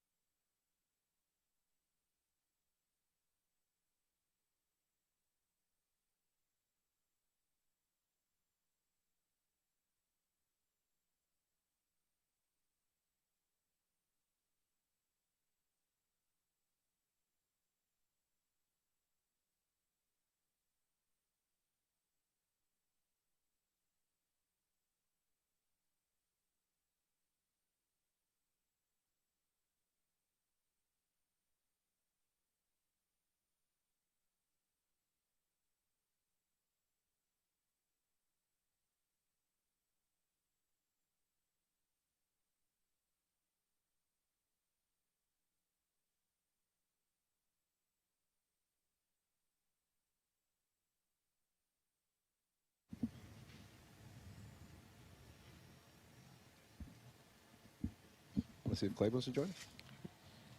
You see if Clayborn wants to join us? Hey, come on over, buddy. Let's talk about that Super. We need to bump ratings. Oh, it's an MAC shirt. I thought he had a Cardinals shirt. It's a sharp look. What's up, fine sir? How are you? We're here for the week. Yeah, I know. Trust me. That's how I feel. Know how long you been here? That in the budget? I've been here since the day after the warm-up. You're live, guys. Welcome back to TMA 101 ESPN. We are live from Cardinals spring training, Jupiter, Florida. Tim McKernan, Doug Vaughn, Martin Kilcoyne. And we are joined at the dais here for our Cardinal spring training coverage, brought to you by CarStar and Sumner One by the great Mike Clayborn. Doug, unbelievable. Listen to this gallery. I know. Really all these people show up here this morning. Yeah, it's unbelievable how they gather around. This thing is just huge. Follow us around. Massive. I was enjoying your tweets last night. You weren't enjoying the Super Bowl. I was not. It was not fun. You're a Chiefs fan now? No, you know what? I didn't have a dog in the fight. I just wanted to see a good game. You know, I said from the beginning, I thought Philadelphia was a better team, but Kansas City had Mahomes. But this game was exposed early in the year because of the fact the Chiefs had too many guys playing out of position in the offensive line. Anytime you got a guard playing at tackle, that's a problem. He used to be a center before he was a tackle. Moving, And the other guy they drafted out of BYU, he couldn't get it on the field. So, you know, when you get pummeled up front, and they didn't even blitz. That was crazy, man. So that was how the game decided. But, you know, I was expecting more, obviously, from Kansas City. And their defense didn't really play that poorly. I mean, they just had to work on short fields. I mean, they kind of limited Barkley for the most part. They didn't have an answer. 25 carries, 57 yards. You would have been told that before the game. Exactly. You would have taken it to the bank. And for you, you'd have taken it to the window. Exactly right. So, That's what I would have done, man. But I think overall, you know, it was what it was. I've seen better games. It was amazing, though, how throughout the day, and I didn't watch all the pregame shows, but any time when it came up to Brady winning his first Super Bowl, they just kind of glossed over how they won it, okay? They never mentioned the Rams or anything like that. And then I saw the one piece with Belichick and Ty Law. And for some reason, they just kind of glossed over the fact of how they ended up winning. And so it's just one of those things that I could have just done without the whole day. Did you find Sanford and Son? You were looking for Sanford and Son? Okay. I did find Sanford and Son. You were looking for I didn't know it was on that many channels in the United States. And then I started getting into binge watching, finishing up Night Agent. Have you seen that on Netflix? I have not. It's must watch. Is that right? Yes. Who is in it? Nobody you know. Okay. Yeah, that's why I like it. What if it's somebody that Doug knew? Is it Any old-timers on there? No old-timers. You know, Doug, our generation, man, we just sit around and watch other people do it now. There's nobody on it. It's kind of like, sad. I was watching, I'll tell you, I was watching Lioness. Now, Morgan Freeman's in that. Oh, yeah. You remember him? Sure, yeah. Okay, yeah. So he's it was a night wasted. Yeah, man, it was disappointing across the board. Was there anything at all that you enjoyed from it? Jackson and Doug have been fighting over Kendrick Lamar's performance. That was probably my least favorite. Oh, Jackson, how about that? Thank you. It's my least favorite. It's a generation. Are you a fan of his in general? No. Oh, okay. No. Whatever happened to Up With People?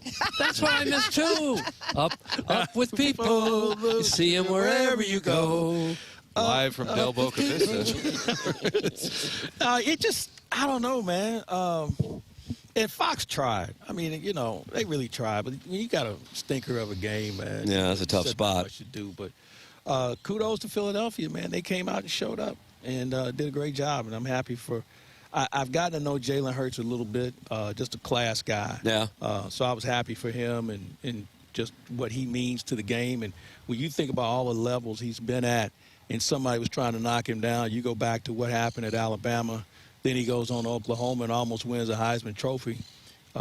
Philadelphia takes him, I believe, in the third round, just thinking maybe he'll be a good backup someday. And somebody who goes down and he takes over and they don't look back. Yeah, Super Bowl MVP. Plus, he's got a nice crowd that follows him. You like the crowd that follows him. What sort of crowd? Well, you know, his representation You know, all of his people in his crew, all his representative agents and everything's a female, all females. Oh, is that right? Yeah, everybody, marketing, everything they're all females. How about that? Yeah, and not one of them, they check a box. Oh, for heaven's sake. Clip that off. Yeah. Clip that off. Hey, how about this? I know you just got here maybe about a half hour ago. Oh, I've been here for a while. Oh, you've been on the grounds? No, I've been like in Jupiter. I know you've been in Jupiter. I've been on the grounds a couple of times. Yeah. Nolan Arenado's here.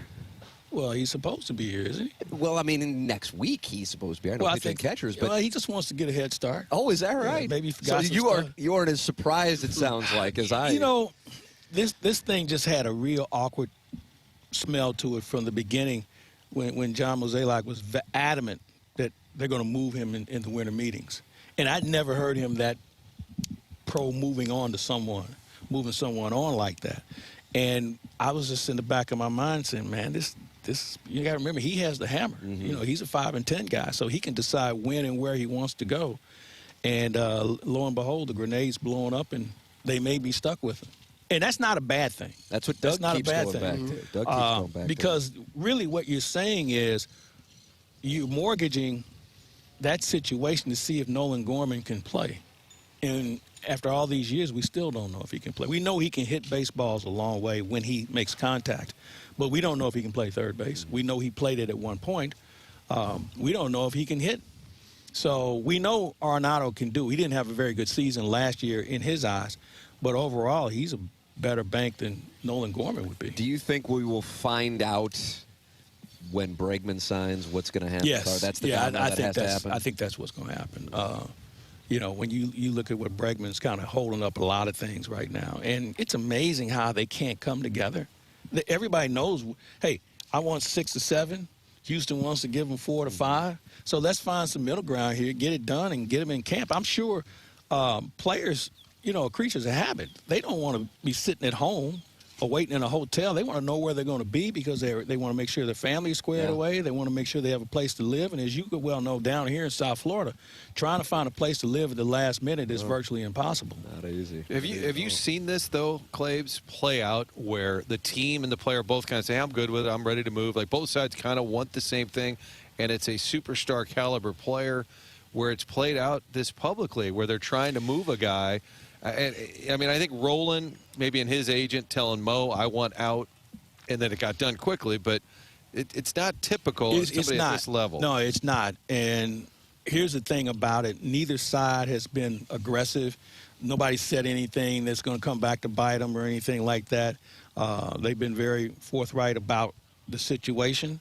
Nobody said, I want out publicly. Nobody said, we can't wait to get rid of this guy. So if it has to come back in that situation, I think everybody could live with it compared to knowing, I know you wanted to get rid of me. Yeah, I know you wanted to leave. So you won't have that issue. If anything, the agent is the one who did the talking for him. It said he wants to go somewhere where they've got the throttle down, you know, the insinuation. And I guess my question is, who is that? What team has the hammer that if you add Arenado, you say to yourself, here we go, this is the team, this is our championship team. I don't know what team that is right now. The Dodgers don't want him. The Yankees could use him, I guess, but does that make them, you know, an odds-on favorite? Boston seems to have great interest in it. I think Boston needs other things other than Nolan Arenado. So I'm not sure if there's that surefire team for him to go to, much like he thought St. Louis was a surefire team when he decided to come here. Have you noticed any right now, same guy? I really knew him well when he was in Colorado, and he was nothing but gracious and professional, and that hasn't changed a bit. You know, very accommodating. You know, he'll probably give you more than maybe you ask for. If you need an answer, he's always available for that. He's not a guy that hides in the trainer's room or anything along that line. So no, he's been fine. So what chances would you say exist out there for him to actually be on this team? Most of the year, half the year? Man, it just depends. What happens if he gets on fire early? And now you say to yourself, well, wait a minute. You know, the team gets off to a good start. He's swinging the bat well. Say to yourself, now, does his value go up? And do we move him and it interferes with the chemistry? So, I think something we haven't seen before. And I'm anxious to see what that looks like because as we're going through the whole re-era, reset, retool, re-go, whatever you want to call it. What's up, man? So this is all new to me. And this is my 40th spring training. Is that right? Yeah, and I've never seen anything like this. With this dynamic going on. Yeah, I have seen it. I mean, I've seen some situations where in the latter Whitey years where you said, I don't know about this team. Yeah. But for them to come forward and say, we're going to go in a different direction and here's why, and then we saw them play it out throughout the offseason where, you know, one of the great things about the offseason, if you're Cardinal fans, hey, we're going to have some new people coming. And that case, well, we have a couple of guys who are trying to make the ball club, but at the end of the day, we just don't have that pizzazz, that oomph that we've been accustomed to seeing. Thrown off by guys saying that they didn't want to go anywhere? Do you think they were thrown off by not being able to move Arenado at this point? Yeah, do you think that caught them off guard? I think they thought Sonny Gray would say, get me out of here, you know. But the fact is that this is close to his home in Nashville. He probably wanted to be here for that, not to move his family again, and also maybe be part of a rebuild, reset, retool. You know, I mean, I don't know how much you guys have talked to him, but he's an interesting guy with regard to the game and his approach, and I think a guy like that would be good for young pitchers and young people in just his method of preparation. And what about Contreras? Surprised he didn't want to go? Quite. I was because he basically had to get out of line and start over as a player from catching to hitting, dealing with injury, and now you're going to put a first baseman's mitt in his hand and say, have at it. I'd like to know how that's going to work out. I mean, you know, here's the thing. It's hard enough to make a position change in the minors or in Little League or wherever. Now you're going to do it on the big league level at one of the most key positions on the field because you're going to touch the baseball the third most times behind the pitcher and catcher. So if you haven't done that a lot in that position, because now you're not catching sliders or trying to figure out how to catch a curveball. You're trying to figure out how to hold a runner. You got to figure out how to take one out of the dirt. You have to figure out how to hit the relay, man. There's a lot of things that go on. You have to figure out how to turn that double play when it's hit to you. There's a lot of things that go into it that you hope that he can adapt to at a quick pace. So you think if he would have said, yeah, I'd like to go at this stage of my career, what direction do you think the Cardinals would have gone at first? Well, you have the options of Burleson. He would have been an interesting guy to play there. I know some people talked about, hey, move Jordan Walker there. He's played the infield before. I don't know. You know, he's moving the guy around that much. It's kind of a challenge. I think it's easier to find a first baseman who's played it compared to trying to put a guy there who's never played it. He likes talking about Luke and Baker. Yeah. Nice guy. Huge numbers. Huge numbers in the minor leagues. It's like I'm picking up a read. Yeah, no. You know what? He's a nice guy, but I think his lack of versatility really restricts him from being that guy because he doesn't hit for power enough to just plug him in a la Pete Alonso. He doesn't play any other position, so you can't stick him in the left field. He doesn't hit. He hasn't shown the ability to hit enough consistently to be a DH. But he's a nice guy to have around. Pleasant gentleman. If you like pleasant. So are you I don't like pleasant gentlemen. I do. Doug likes a good That's a pleasant guy. That's a pleasant gentleman. Pleasant gentleman. Mr. Happy. gentlemen, what are you most excited about or intrigued by? Even in camp here, who do you want to see? Is there anybody that you're curious about their development? It would have to be from the pitching department because we've seen all the other guys. I think I'm anxious to see what Victor Scott does as far as a regular is concerned because Victor Scott last year kind of made a living off of hitting a lot of fastballs, in spring training. That's all they were throwing. Breaking ball comes up, and all of a sudden it's like he's pounded it in the ground. He's pounded it in the ground. So I want to see what adjustments he's made. And obviously Jordan Walker is someone we've heard enough about in his swing and what that's supposed to look like. So those would be the first two as far as guys who play in the field. I'm anxious to see what the pitching is going to look like. McGreevy was intriguing last year. So we were having this discussion. You know what? Now, call me crazy. I'd make him my number 2 guy. How about that? I'd throw him in there just to see. You know, if he gets his tits knocked in, that's all right. but the thing is, I want to see, because if he's going to be my future, I'm going to move him. See, one of the things I think one of the problems of the game is we have babied an entire generation You know, I don't expect anybody to come out here and throw 300 innings, but I do expect guys to give me more than what I currently see, where we're giving them an attaboy where he can get to 5 innings. You know, hey, you have 100 pitches in you. Let's see if we can spread them out between the first and 7th inning compared to the first and 4 and a third.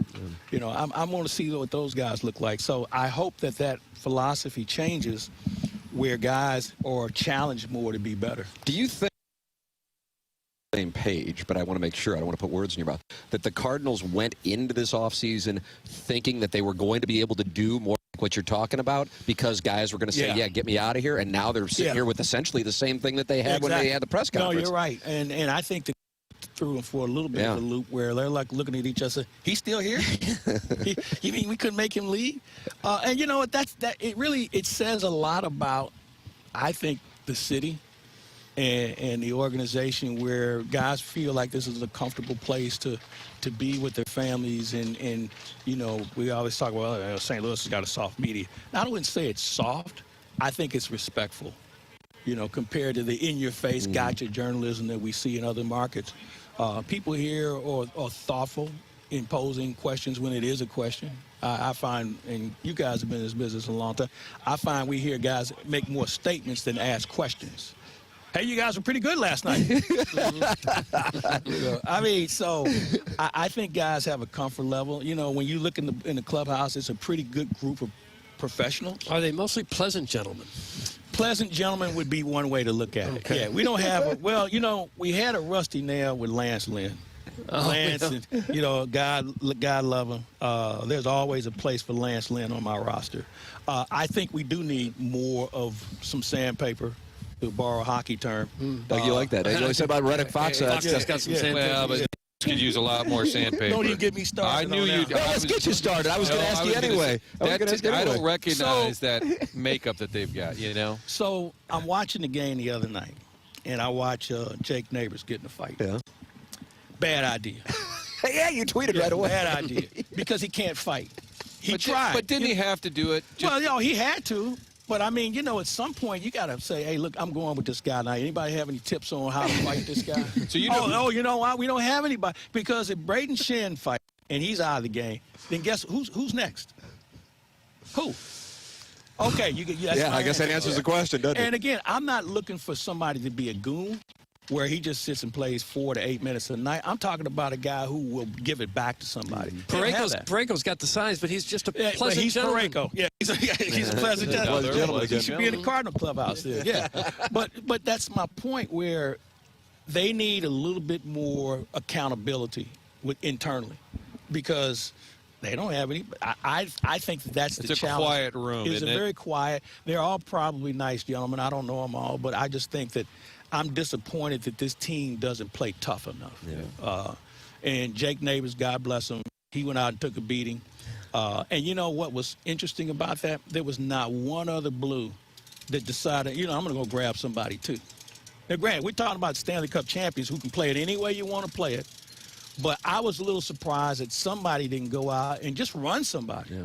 You know, I mean, I was really surprised, and maybe that's the direction of the game. You think they shake things up in a big way between now and the trade deadline? Well, I don't know about the deadline because I don't know what's out there.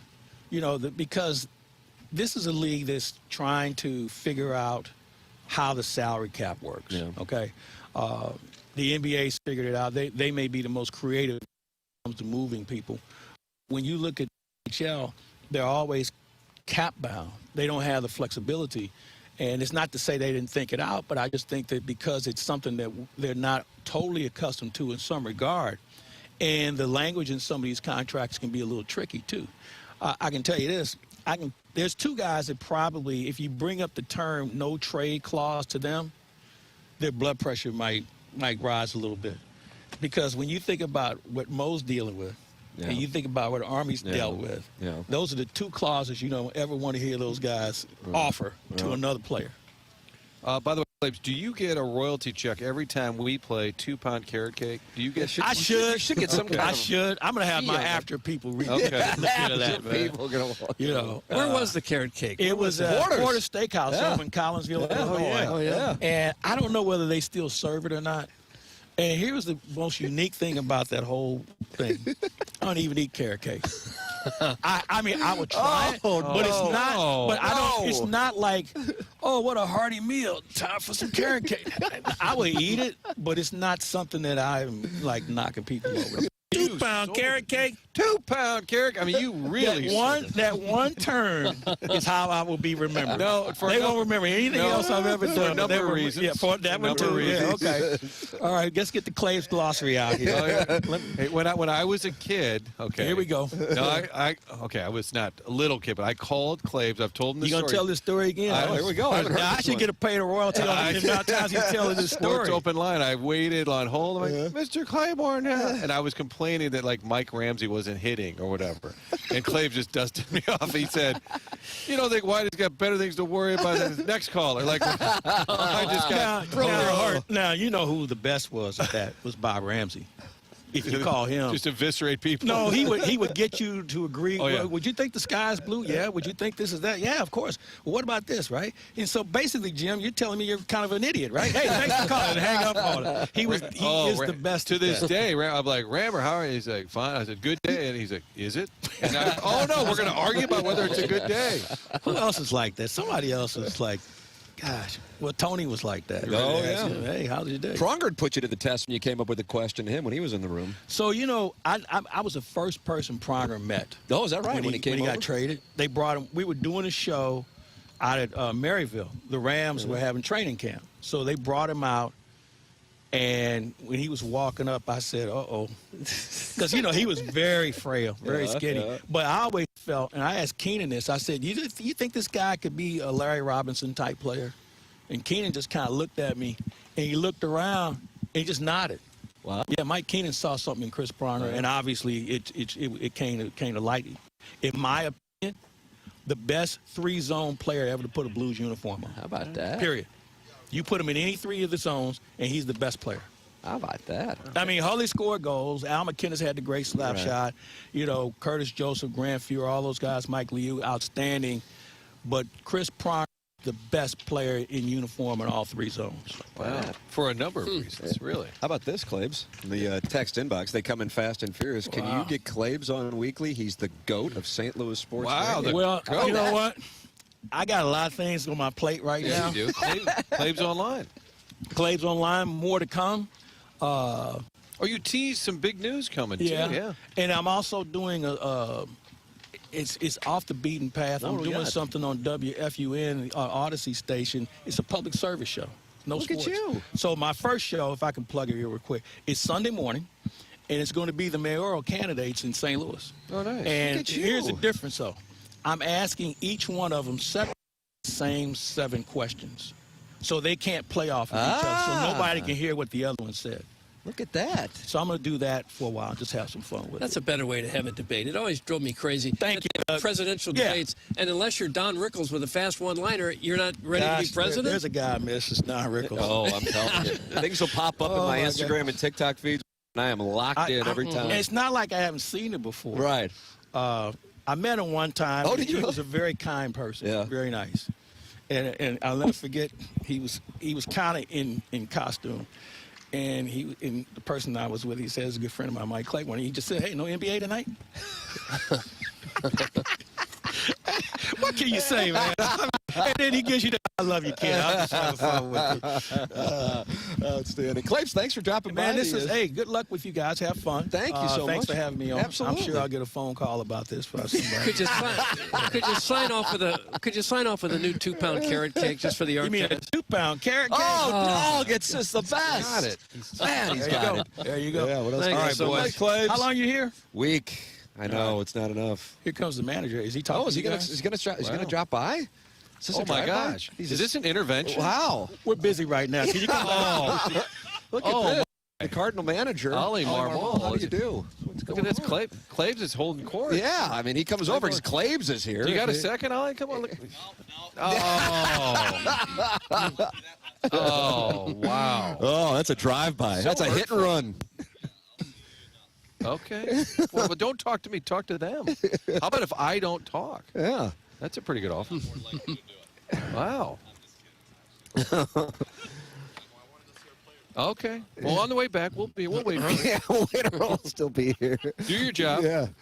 So we got to drive by right there. Jackson, did you ask him? Was that your first chance? Your mic's not on there, sweet prince. Okay. I thought he was just going to come on. You just thought it was a done deal. Well, he was walking out. I thought he was going to do my job for him. I think he wanted to kind of give Claves a hard time for doing the show. Absolutely. So should we just have Claves like around the table all week? He does. He is like a running podcast here. I've told him that before. When people walk by, it's the greatest entertainment going. It is. It's instant offense. All right, I would imagine we probably need to, we do need to tend to some business. Okay, fair enough. Doug, why don't you tend to some business? What would you like to tell the people? Make it very clear, Tim. Well, I started to talk about you wanted to talk about Seth Goldcamp anyway. Chopped at the bit. He's probably nervous, wondering what I'm going to say about him now. What I was going to say is if we have air conditioning problems down here, this is who we would call. I don't know that he's going to come down and I think he would. But he would certainly take care of your furnace issues in St. Louis, especially now that it's getting cold again, so you may need him. If you haven't had your furnace maintained lately, if you haven't had a technician in there to get it working right, you probably should. This is a fourth-generation St. Louis business. Seth Goldcamp and his family have served tens of thousands of customers since 1904, and they are the longest-running TMA supporter and advertiser on the show, and for that we are very thankful. He's best known for their honesty and going way above and beyond the call of duty. They will never upsell you, sell you something you don't need. That's not how they roll. They will always give you exactly what you need and nothing more, nothing less. That's how they train their employees, and they take that reputation very seriously. Their website, easy to navigate with the convenience of online scheduling now, so for all of your heating and cooling needs, choose Design Air Heating and Cooling. Find them online at designairservice.com. That's the sponsor of our email today. Send yours in. Coming your way at 10:50 today from Jupiter, Florida. The morning after at STL.com. That is how you can compete. Tim McKernan, Doug Vaughn, Martin Kilcoyne, Jackson Burkett with you on the program. We are live from Cardinals Spring Training, brought to you by CarStar and Sumner One. It is the morning after, presented to you by Brown and Crouppen on 101 ESPN.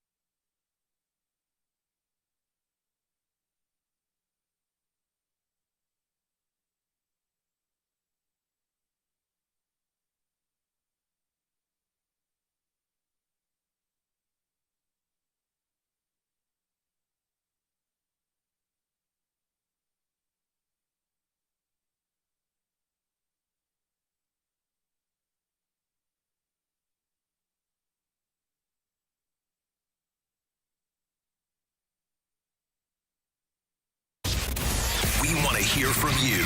Use the Scott Lee Mic Drop feature on the 101 mobile app. Give us your opinion on anything St. Louis sports with a mic drop. Brought to you by the Scott Lee Heating Company. 101 ESPN Sports Center. This is another Sports Center update brought to you by Saliga Heating and Cooling. At the WM Phoenix Open over the weekend, Thomas Dietrich shoots a weekend 65-65 to run away with a minus 24, blowing past Daniel Berger and Michael Kim, collecting a cool $1.6 million and 500 FedEx Cup points. That was another Sports Center update brought to you by Saliga Heating and Cooling, an independent American standard heating and air conditioning dealer. This is TMA, presented by Brown and Crouppen on 101 ESPN. TMA 101 ESPN. Tim McKernan, Doug Vaughn. Kilcoyne, Jackson Burkett with you live from Cardinals Spring Training. The show here at Spring Training this week, presented to you by CarStar and Sumner One. And the breaking news here from Jupiter, Florida, for those of you just joining us, is that Nolan Arenado is here. Have you guys seen him since he walked in at approximately 6:45 St. Louis time? I didn't even see him walk in. Jeff Jones of the Belleville News-Democrat with that information. And he joined us in the 7 o'clock hour. If you want a podcast, you can do so via the Schaefer Door Company. You can always go back and watch the show on YouTube. So we have not seen him, but Jeff Jones saw him walking in. So I guess he's inside getting some work in, Doug? I'm ready with the camera if he walks out. I'm a bit of a shutter spook. YouTube video of Ali Marmol walking by and not sitting down with us. Yeah. That was captured. Yeah, on we got video. that. We got that. Maybe later, question mark. I've seen Mason Wynn's in the house. Newt's out on the field. My theory is if Arenado didn't walk out with Newt, he's probably not going out there. Yeah. So I don't think you'll see him on the field. Maybe he's just doing a little housekeeping. And there's another exit away from us where you could go and we wouldn't. Drat. What about the chances he's onboarding? You think he's onboarding? Oh, that does could be. happen. I think it's possible. He's doing a little paperwork inside. He's only played here, 4 years? So Yeah. he may not have it all wrapped up yet. A little bit of corporate America, for sure. Martin, what would you like to tell us about? Let's I know talk you about wanted my to tell friends us- at Schnucks. Yeah. You know what? Doug and I were at the Publix yesterday. That's the Schnucks of Florida. And so Max Scherzer. How about that? Grocery shopping with his dad. Brad Scherzer looked like maybe one of Max's kids. We didn't bother him because we've had to explain why Martin and Doug are out shopping together. With their son? Looked awkward. Our son, Yeah. Jackson. So we do have the makings of a weird sitcom. These pleasant gentlemen took in this young man to raise him in their It is Florida nice. abode. Isn't that nice?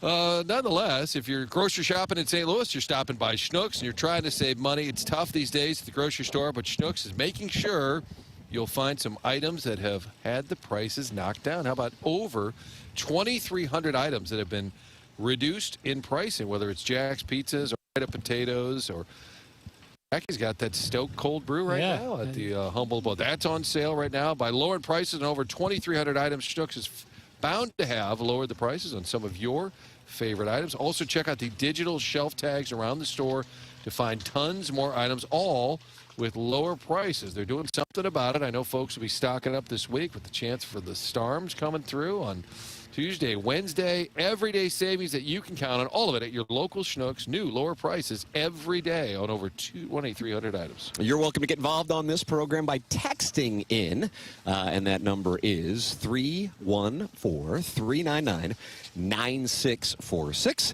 And, of course, you're welcome to email in for our Design Air Heating and Cooling email of the day.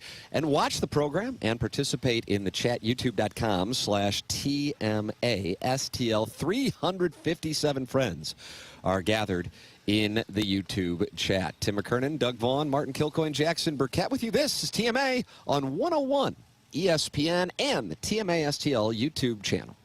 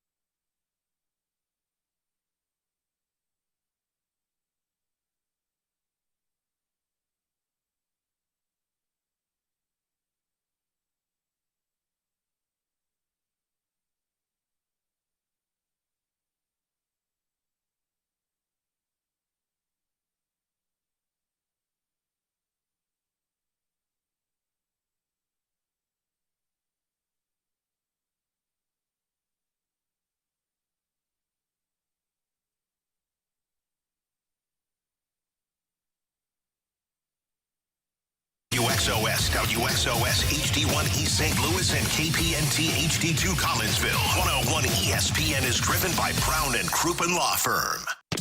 We're back to TMA, presented by Brown and Crouppen on 101 ESPN.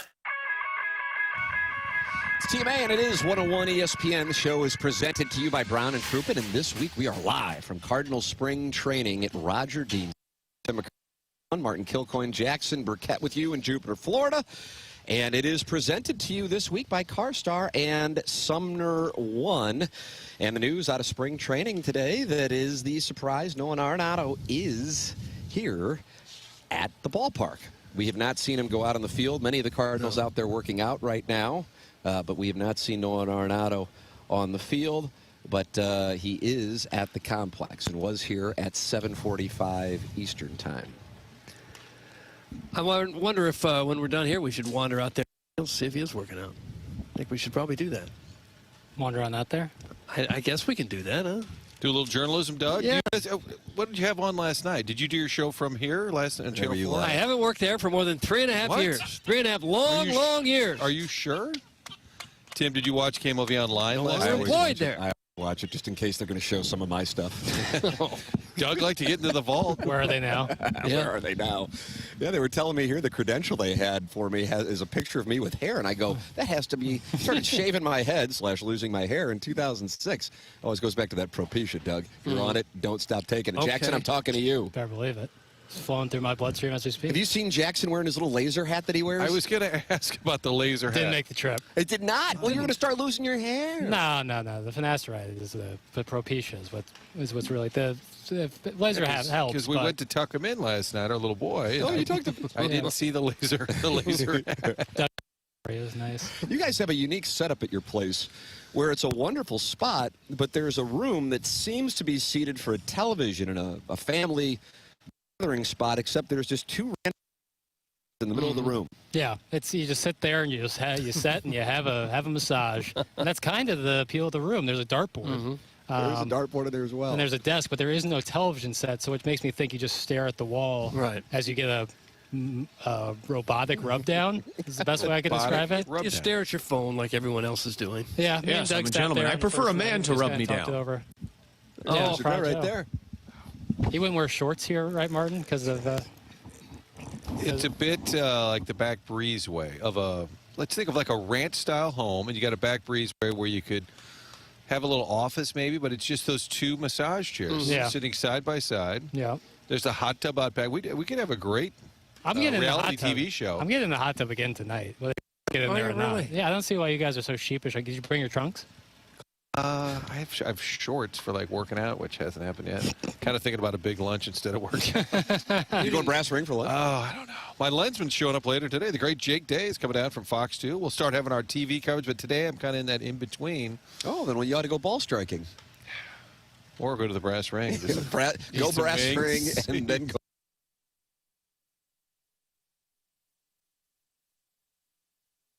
Plays out. Okay. If we can play get it by ear, sure.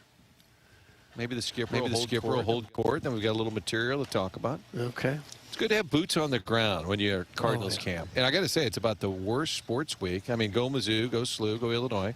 But the Blues are down. I mean, it's a quiet week. Yeah. Football ends. NHL shuts down. It's nice. It's a good week to be here. Perfect week for spring training. I had somebody for QFTA, my podcast. You can always email any question. What team McKernan Inside STL? Why we come down early on in spring training, and the answer is because the guys are available. Today's reporting day, so it's a different kind of day. The guys are available in the mornings while we're on the air, but once they start up games, then we are not able to have them on, and so that is why the show has always come down here usually in mid-February. And so this week it's a little better than normal. This is being February 10th. I feel like usually it's in that February 15th range, but that is why down as early as we do. Seasons are starting earlier. You're into March because they have extra days off. The players got to have more mandated days off, so they start in late March. So spring training starts earlier. But you get down here. In the past, you would say, well, I'll get there when it's the full squad. You don't want to, like if McGuire's on the team or Edmonds, you want to be there when all the position players. But after a while, you figured out they were all here anyway. Yeah. So you might as well just come early. And It's to the benefit of the listener, Jackson. That's what this is all about. Serving the listener. Well, it always has. Jackson, what is this like for you being here for the first time? Kind of just feeling out things, like finding my role. Finding, because it's tough today because the clubhouse is closed, getting guys on. But just kind of, it's awesome to be here. Love doing it. And just kind of figuring out my spot. Making myself as valuable as possible. Oh, are you? How are you going to respond the first time a guy who's right around your age or younger in as curt a way as possible essentially tells you to go F yourself and ask him to...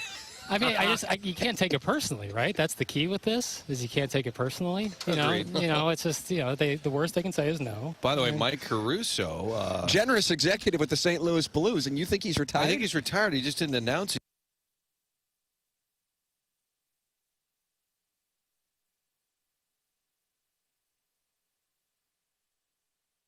To see if he noticed. Surprised Jackson didn't jump in with that. And I just told him, I said, Mike, as a diehard Blues fan, it's just hurtful for me. It's not the same when the team doesn't play. Nice. So, but yes, the Four Nations is going on. Your Blues represented Bennington. Robert Thomas is hoping to get on that squad. But, yes, Four Nations is taking place. Does that count as a Sports Center update? When does that start? Soon. Okay. All right. There you go. Clip that off for a promo. Hey, if you're feeling low energy, low motivation, if you're tired all the time, putting on weight, especially around your belly, if you're feeling anxious, moody, or irritable, those are symptoms of low testosterone, and that's where Mentality comes into play. Mentality is a local healthcare facility that specializes in helping men feel and perform at their very best. Board-certified physicians provide a full physical consultation and blood panel analysis all during your first visit. Mentality focuses on free testosterone levels, which many doctors overlook, ensuring that your treatment is tailored to your body. They also offer FDA-approved testosterone therapy combined with a number of different processes to target fat while maintaining muscle. It is Mentality, and what Mentality can allow you to do is be the dad who can keep up with the kids, be the husband your spouse knows you can be, and feel and perform like you did 5 or 10 years ago, whether it's at work, in the gym, or at home. This year, stop settling for a fraction of your potential. Mentality's is your chance to take back control. Men today have 30% less testosterone. Take back your numbers. Visit mentalityhealth.com/radio to get access. I always like to take a peek at what the Marlins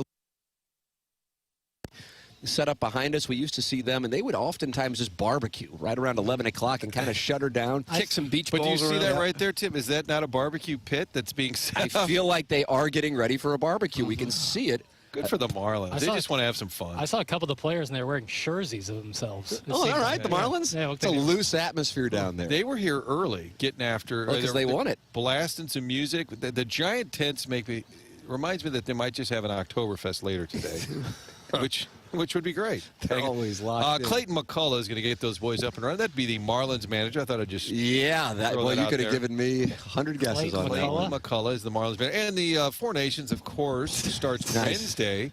Canada will play Sweden, and then on Thursday, the Kachuk boys, U.S., will take on Finland. Those are the Four Nations. How did Russia get left out? They've got more players in Finland, don't they? And I don't know if it's war-related, but I know, because like the Czechoslovakian players were upset, or whatever, it's Slovakian, whatever the country is these days. I should know that. I think they just, I don't know if it was a numbers crunch. I read a story about that. That's a good Doug. Because there's a lot of Russian stars in the league. Yes, there are. But there's only Four Nations in the Four Nations tournament. Right. So who are you kicking out? Finland? Probably, yeah. Wow, you're kicking out. Best of luck. Get on the finish. You think they would balk? Yeah, I mean, why? Let's make it the Six Nations. Why take away and why not add? I'm just saying you should probably have the Four Nations that produce the most players. Excuse my ignorance. They play this every 4 years. This is a new thing. First time. Brand new. First time ever. Got it. Hi, Miles. Hi, Miles. Let's see. Slide piece. It says the ongoing sanctions. God, he's huge. Russia is not included in the NHL against the country. So I guess because the country's under pressure. Turmoil. The turmoil.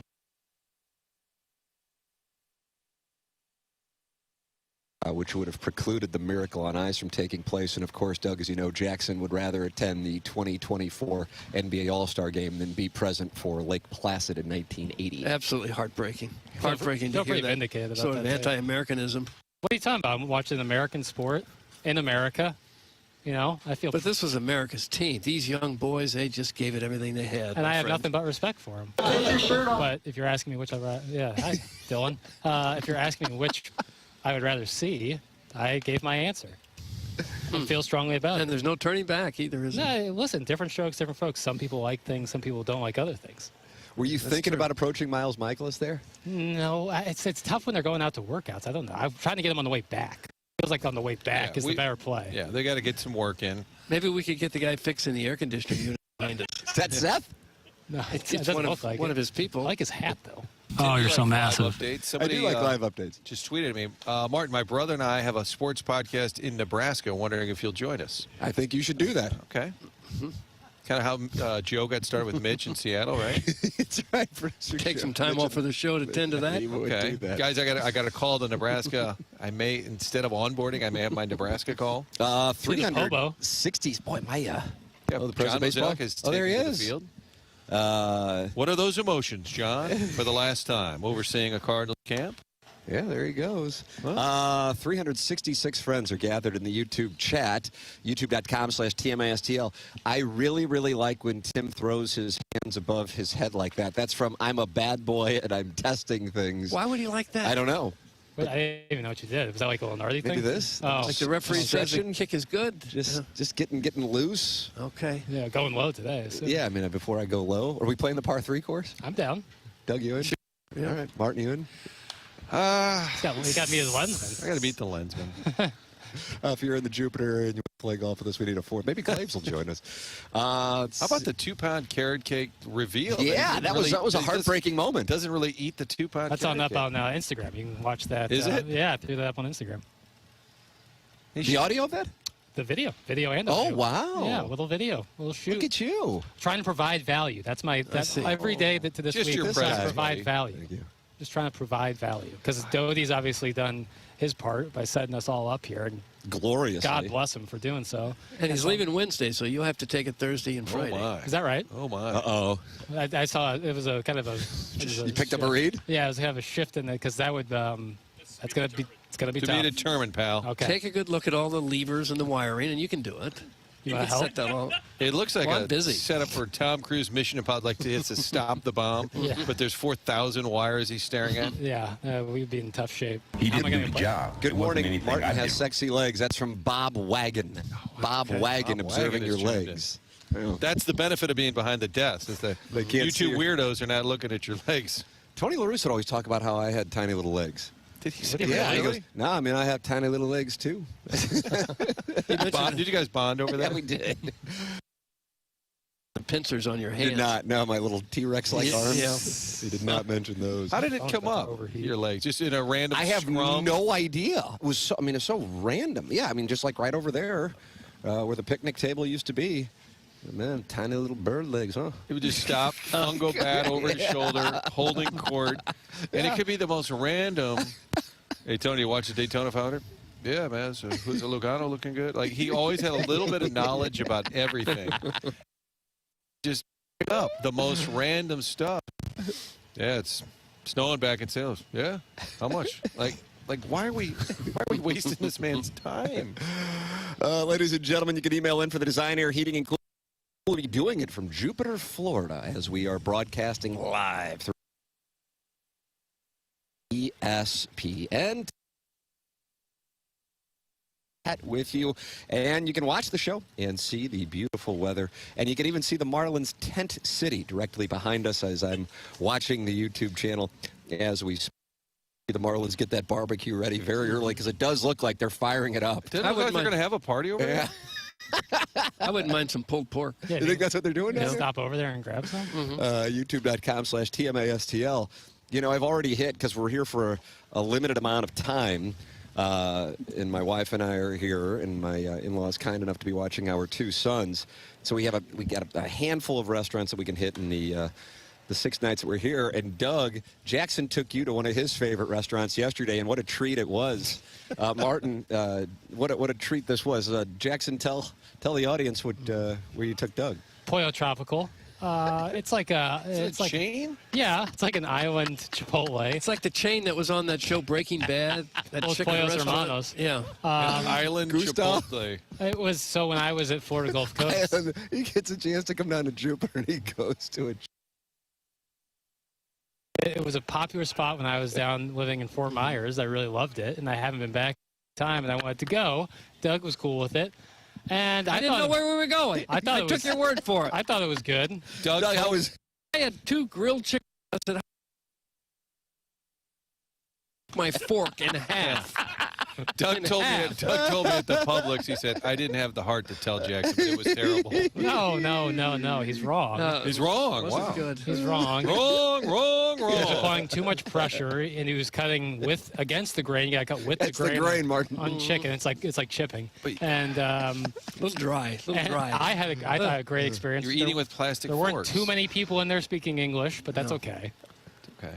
And I thought it was great. But there is nothing like seeing the media eat. Oh, I enjoyed it. Come back. Well, I was thinking we got that out of the way.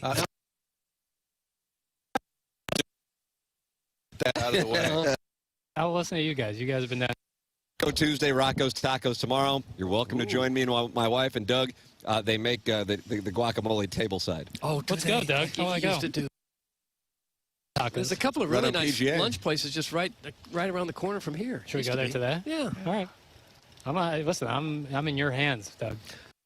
Probably doing leftovers tonight or River House. And Doug, you'd be excited about this. Last time I ate there, I saw Eric Trump. Oh, did you?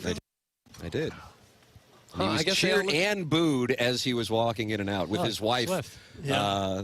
Does that happen to people in St. Louis at a restaurant? Tim, do you get booed and cheered? I get booed. I get no cheers. You go into the actually. Hive and they boo? Who to pick up the... I'll tell you guys, Eric our and Lara line at River House. Yeah, and it was he was cheered and booed as he walked in and out. Down here.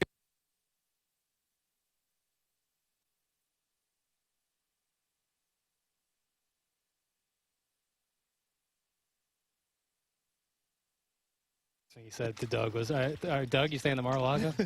Love to. Absolutely love to. You know, our HVAC is working fine at our little abode, Jackie's abode. But if it didn't, I might call Seth Goldcamp to come all the way down here. They would. They're that good, Doug. Yeah. The service. They would service They'll Mar-a-Lago fix your too. garage. And the furnaces this week, unfortunately, we're not going to do that media thing where you rub it in people's face like, "Ooh, it's warm down here. It's sunny," because I know it's going to be cold. It's going to be a rough week back home. My wife was reminding me the other day they're going to be dealing with some snow. So if you're having furnace issues, what do? Go to designairservice.com. That is the website to reach Seth Goldcamp and his team. His family has been doing this since 1904. In addition to being a great company that you can count on, they're also the longest-running TMA supporter, longest-running advertiser of this show. Of course, they bring you the email of the day. Website, real simple, designairservice.com for all your HVAC needs year-round, especially this week. If the furnace acts up, I know it's going to be a cold, snowy week. Keep our friends at Design Air in mind. Design Air Heating and Cooling sponsor of our email of the day. We are in the Mark Hanna Evergreen Wealth Strategies 9 o'clock hour. Mark Hanna online at evergreenstl.com, or you can call them at 314-889-0503. Loyal sponsor, loyal listener of the program, Mark Hanna Evergreen Wealth Strategies. Send your emails in for the Design Air Heating and Cooling email of the day. The morning after at InsideSTL.com. Tim McKernan, Doug Vaughn, Martin Kilcoyne, Jackson Burkett with you live from the Cardinals spring training in Jupiter, Florida. And we will take a commercial break, come back with more of CarStar and Sumner One's spring training coverage here on 101 ESPN and YouTube.com/TMASTL.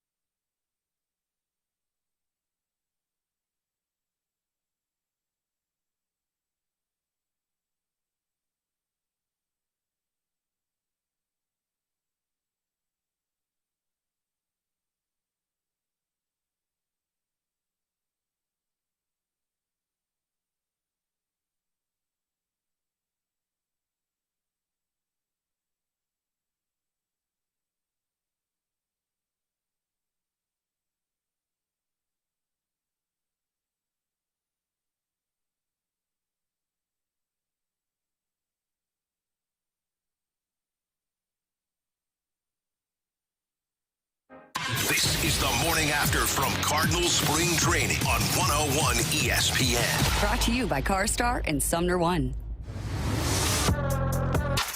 May 101 ESPN Live.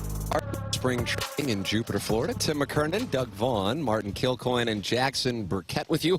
Our spring training coverage brought to you here on 101 and the TMA STL YouTube channel by CarStar and Sumner One.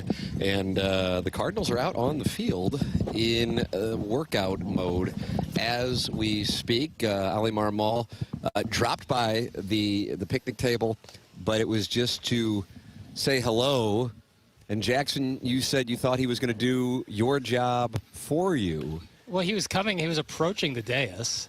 It's not easy to approach this dais, Doug. No, very intimidating. I thought if you were going to approach the dais that the next step would then just be grab a headset and say a couple of things. I did not think that he was just going to flat out say no. Sounds like you need the Buzz Williams journalism speech.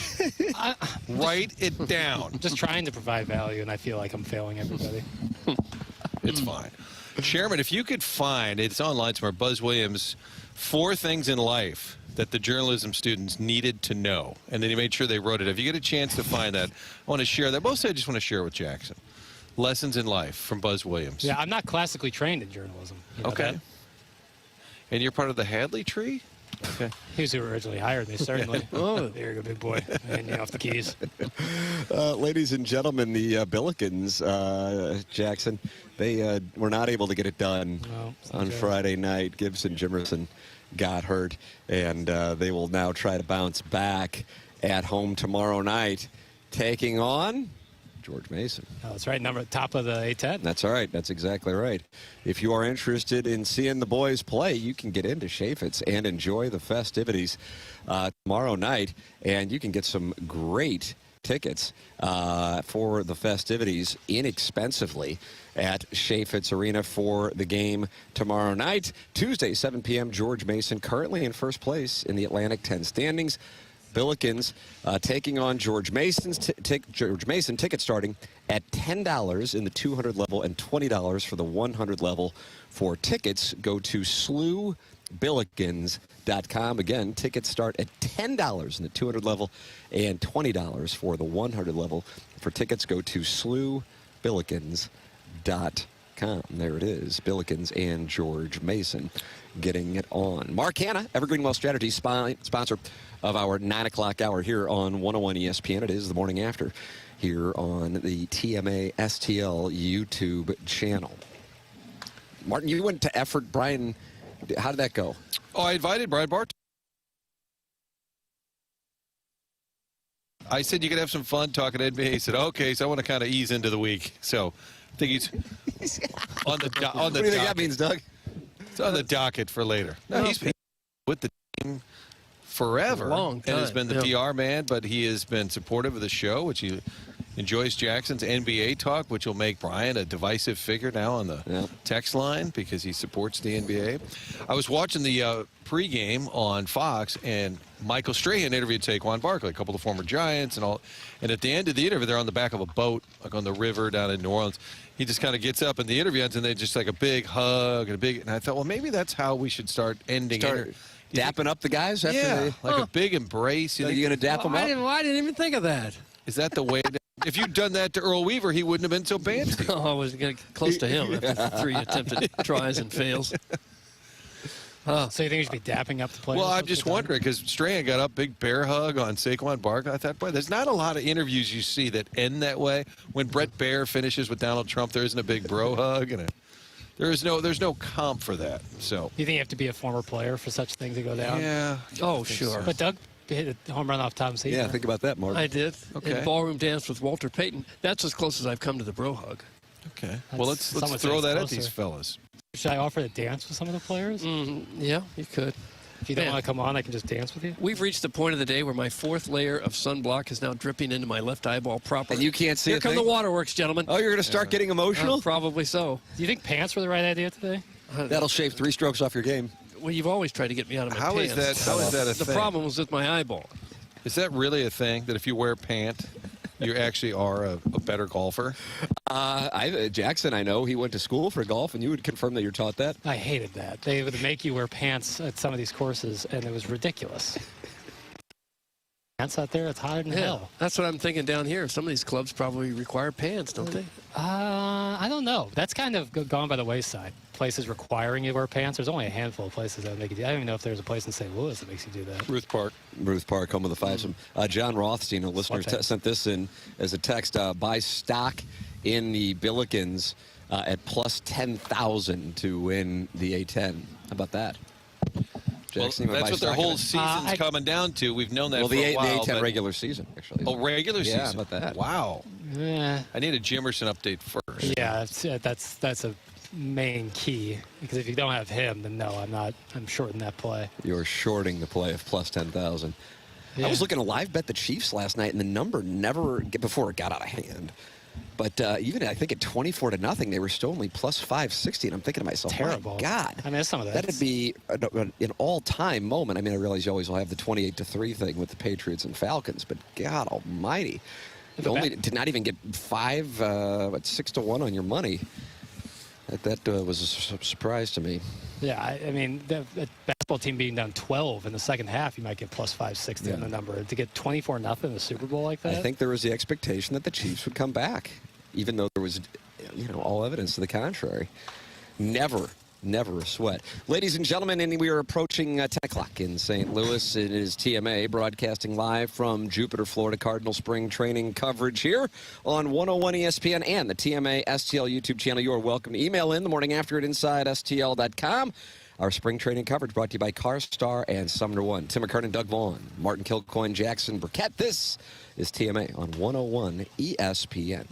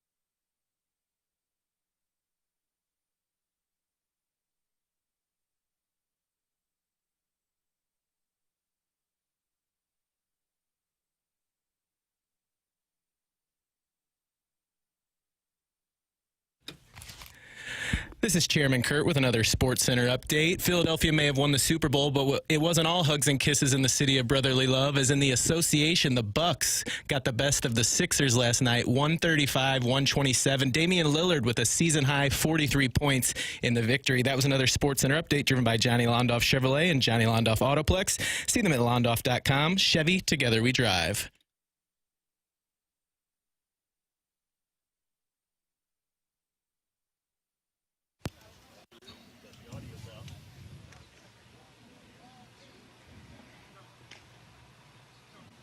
We back?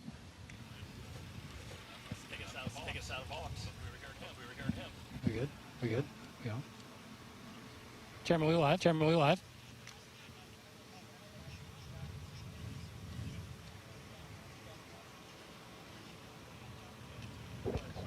All right. All right. It is TMA 101 ESPN. Show is presented to you by Brown and Crouppen. We are live from Cardinals spring training. And Tim McKernan, Doug Vaughn, Martin Kilcoyne, Jackson Burkett with you on the program. Design, Air, Heating, and Cooling email of the day coming your way at approximately 10:50. You can watch the show at youtube.com/TMASTL. Doug, what would you like to tell us about? I'd like to tell you about Stiefel. You know, they're one of the sponsors of the St. Louis Cardinals.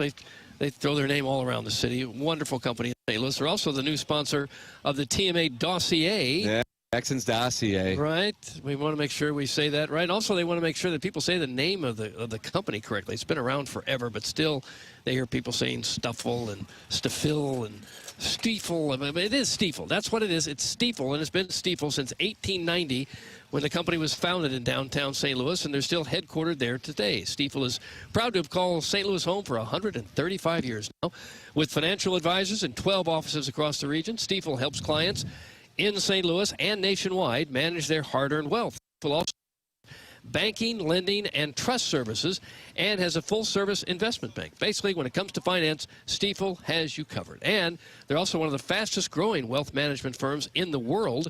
Their tagline is, where success meets success, and no wonder they've decided to partner with a winning program like this one. Stiefel and TMA, where success meets success. Has a wonderful ring to it. There it is. Stiefel sponsor the dossier, and on the dossier, what happened the last night? What are these Philadelphia fans? What's the background on this, Jackson? I believe Chairman Kirk cut some fans in New Orleans, Chairman. Was there a scuffle? Was there no scuffle. Just kind of a woman on the street interview, checking in with some of the excited fans. It's a short clip, but it's not bad. All right. Well, we'd love to hear it. What'd you say? Who am I talking to? Who has the bird man? How are you? How you feeling? Amazing!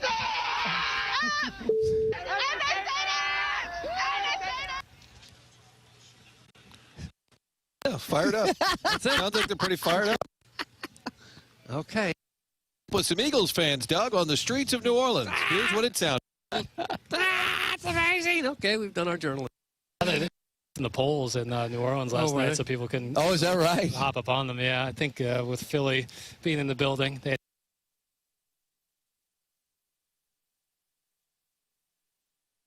only climb those polls.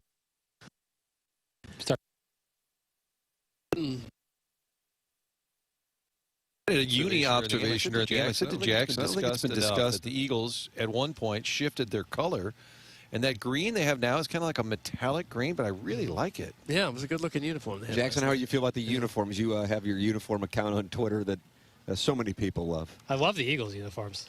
I think those are really good. Because they used to be more of a kind of almost a Kelly greenish. Well, that's their famous throwbacks. Right, but I'm saying when they switched it actually, because a lot of times they switch unis, it doesn't work. I think that metallic green is pretty solid. I think it's solid. I think the Kelly green that they've reintroduced to like the throwbacks are awesome. I don't like the Chiefs uniforms, and honestly, I don't like them one bit. I never have. Wow, this guy's loaded for bear. It's unbelievable. Doesn't like it one bit. Now, once he says that, he means business, and that's Jackson Burkett. I thought the Chiefs uniform, I've never thought that they were any good. I've never liked them. You would like them more with the yellow pant?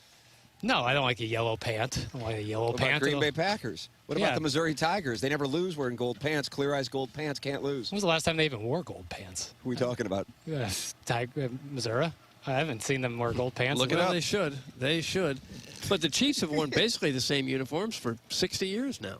And that's fine, but like I also don't think the Packers have great uniforms either. Like just because they're classic doesn't mean that they're good. Now, just because it's new doesn't mean it's good either. No, it's a sliding scale. But no, I don't think the Chiefs have any decent uniforms. Did K-Dot have a Florida coat? What was his coat? I don't think it was a Florida coat. I was trying to spell what he was wearing. No, he's wearing Deion Sanders sneakers. I saw that. Okay. Pretty cool. And then he had an A minor necklace to kind of get the joke out there. It's a big chain with a lowercase a, which I believe was an A minor reference. Yeah. Okay. Why do they call him K Dot? That was his original rap name. It was K Dot, and then he changed it to Kendrick Lamar.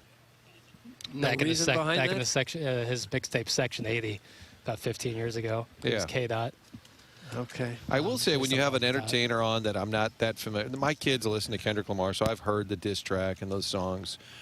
But if you have someone on there that you're not all that familiar with, it can kind of win you over. For me, like, I didn't know a lot about Bruno Mars, but I really enjoyed him, like, when he played, and I thought, I kind of like Bruno Mars. Yeah, he's so fantastic. you probably had most people either they loved Kendrick Lamar beforehand, and they were excited to see him, or some of the olds who didn't know who he was and didn't care for it one bit. My question is, do you think did he pull some folks in maybe that weren't familiar or weren't a fan, and now they're like, okay, now I'm on board? Because I think you can do that with a halftime show. Maybe. I think if you don't know Kendrick at this point, and I don't think that performance was going to get you listening to a lot of. So you didn't like the performance? I loved it. I thought it was great, but I think it's like if you don't like if you don't like rap music, you wouldn't like Kendrick, you know. And so and he's been around 10, 15 years now, so. At this point, there's no new audience for him. I think you either like him or you don't, or you don't know anything about him. And if that's the case, you're probably not jumping on the bandwagon unless you like rap music. Then maybe, but if you're not into rap music, you probably just don't like Kendrick. That seems to be the case. I am impressed with the choreography. I mean, when it's 400 people dancing, they must spend months just in a warehouse somewhere just practicing all those moves. Absolutely. And then apparently one of the dancers grabbed a flag at the end and hopped on top of the car, and it had a Somalia. I thought that was a protester that was taken out. No, it was a dancer. Really? Yeah, that was, and they said I didn't know that part of the story. No, it was somebody who was a performer in the dance group. Wow, really? That had a flag that said Gaza, Somalia, Sudan, yeah, and held it up. And the NFL issued a statement about it. And the New Orleans police said, we're looking into what potential charges there might be. They don't know what the crime would be. I don't know that you need to charge them with anything. But Rock Nation, which produced it, said we were unaware of their intentions when they did. Well, how'd you get a flag out there in the first place without somebody noticing? I don't know, but apparently it was a person who was a part of the performance. Wow, I didn't know that. Were you wearing that, Jackson? No, I had no idea. I knew about the flag. I didn't know that it was a person who was a part of it. I thought he just ran onto the field. Oh, wow. No, it was an actual performer because Rock Nation had to say we were unaware of their intent, even though they were part of the performance. How about that? Jackson, you're sprinting. Where are you going? Wow. Got activity. There's Brendan Donovan. I saw Mason Wynn went back. Yeah, he's going to try to get Mason Wynn. Here we go. This is Jackson Burkett. Oh, he's going right in front of the scribes, too. I think this is tough. I think you got to make the win. Tough. I think you got to go for Wynn, and then you back your way.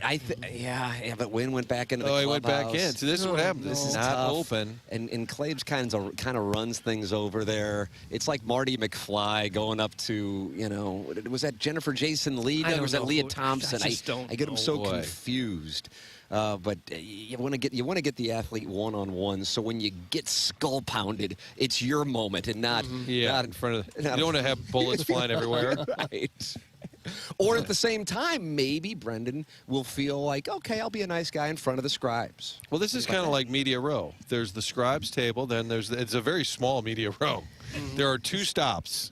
So if it's the Super Bowl and you're selling avocados, but you're a Hall of Famer, you make each stop, and you Jackson talk about Jackson just dapped somebody up.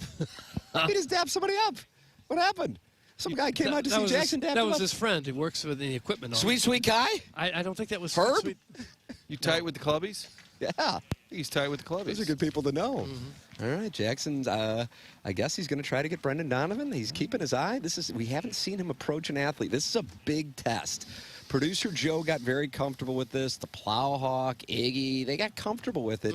Jackson's never had to go down this road. So do you remember that early in your career? Oh, going into a professional locker room? The thing is, nobody briefed me on the fact that it wouldn't be a pleasant experience. So in this very clubhouse is where I walked up to Mark McGuire in 1998, like thinking, oh, we're both Irish guys.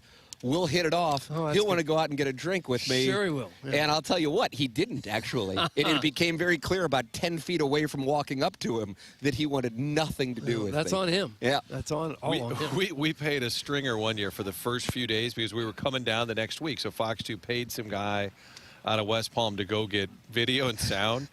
They feed it back.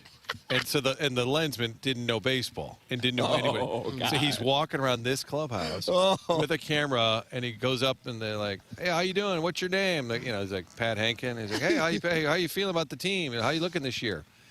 Goes up to McGuire. Oh God! 1,000%, and says, "First things first. Can you just spell your first and last name?" Oh no! Swear to you, I wish I could find this tape. It would probably be worth a full day to dig around to find it. He goes, my name? And he goes, yeah, John Holmes. And the guy goes, could you spell it? Sure. Johnholme. Okay, John, if you could just tell me about the season. What are you looking at this year? We probably should have had our credentials revoked for the year based on that. Oh, that is outstanding. However, he did give the guy the interview, unlike you and me, exactly. swatted into the top row. Oh, my. Sometimes ignorance is bliss. Oh, that's outstanding. I'm sure when he called our producer, Dave, he's like, okay, I got a couple guys. There's a pitcher named Pat. Manager appears to be somebody named Tony. The real big guy named John Holmes. New to the squad this year. Oh, my goodness. It happened. Ladies and gentlemen, email in the morning after at InsideSTL.com for our Design Air Heating and Cooling email. Today, Tim McKernan, Doug Vaughn, Martin Kilcoyne, Jackson Burkett waiting to approach Brendan Donovan. I'm going to opt for a commercial break right here. I think it's the right move, Martin. Yeah. I don't feel like Brendan's moving anytime soon. You can watch this play out at youtube.com/TMASTL. It's TMA live from Cardinals Spring Training on 101 ESPN. It's presented to you by Carsart and Sumner One.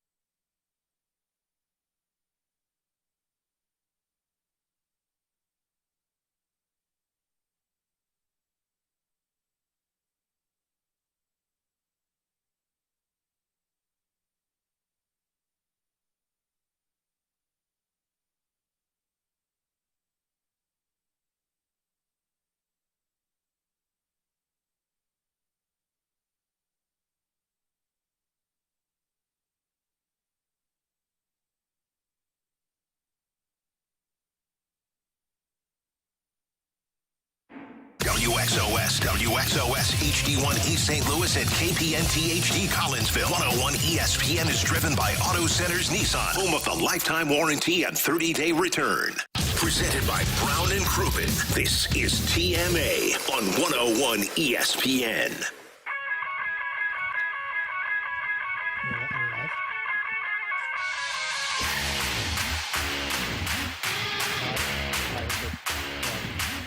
Welcome back to TMA 101 ESPN. Cardinal spring training coverage here. Brought to you by CarStar and Son 1, Tim McKernan. Doug Vaughn, Martin Kilcoyne, Jackson Burkett. And Jackson is, I wouldn't. What were you about to do? You guys got to go ask one of these guys. He's heading out to the field. All right.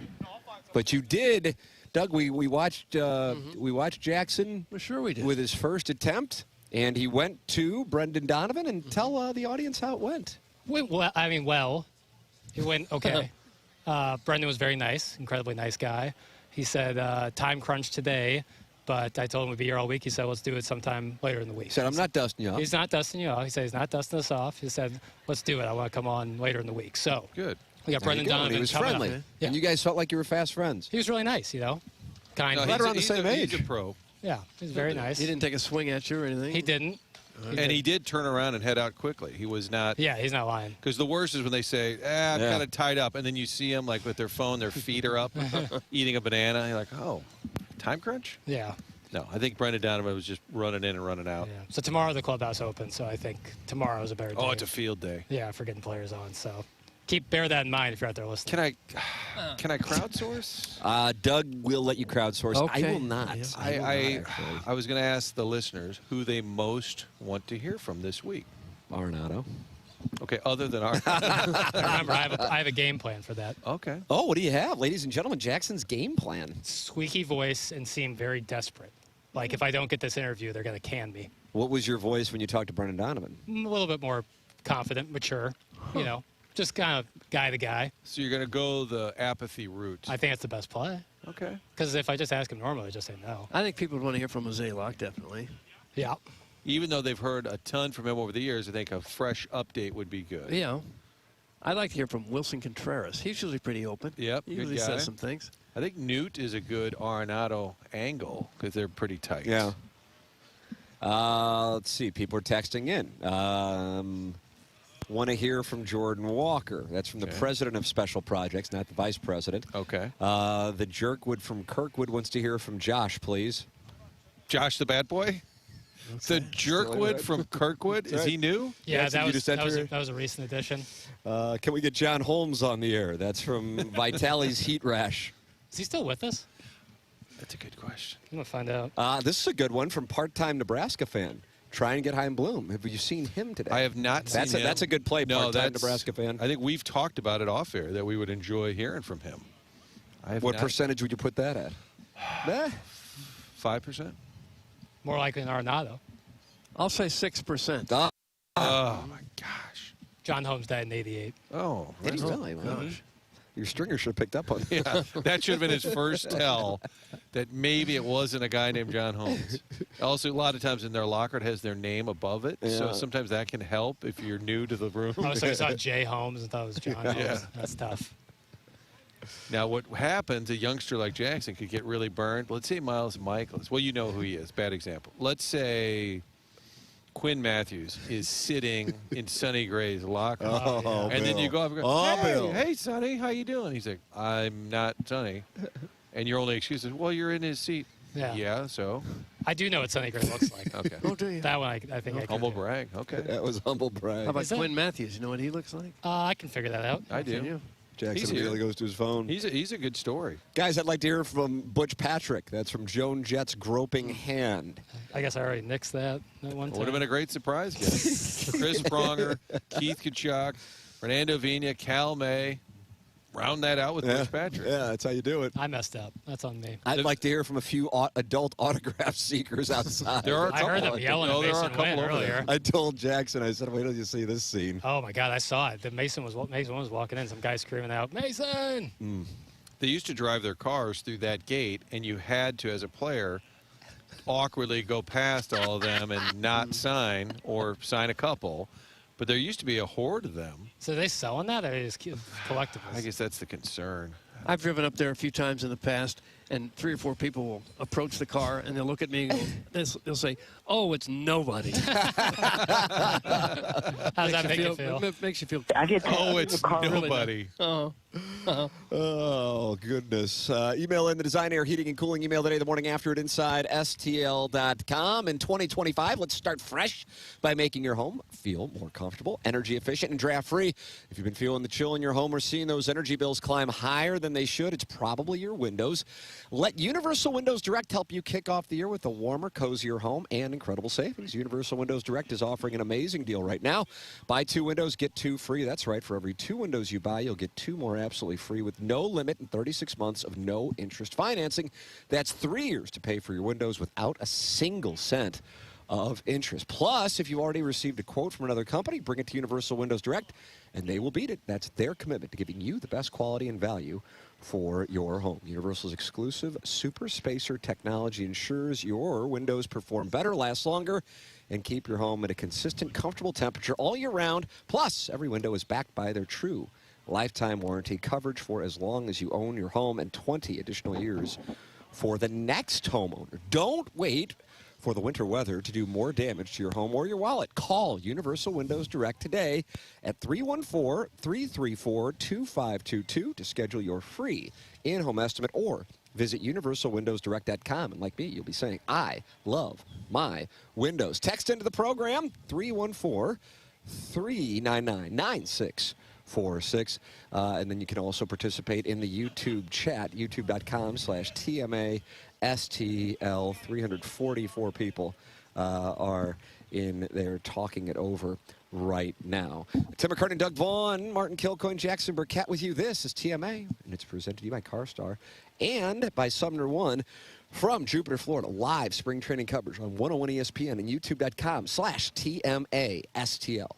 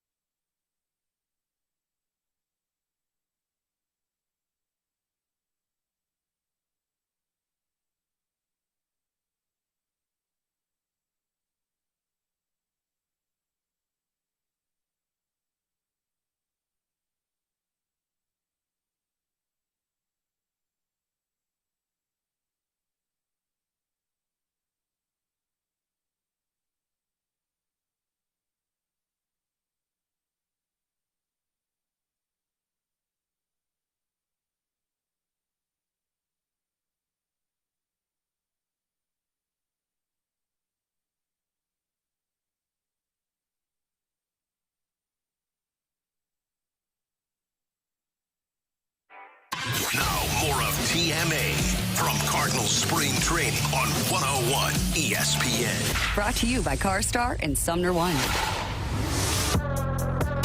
It's TMA 101 ESPN.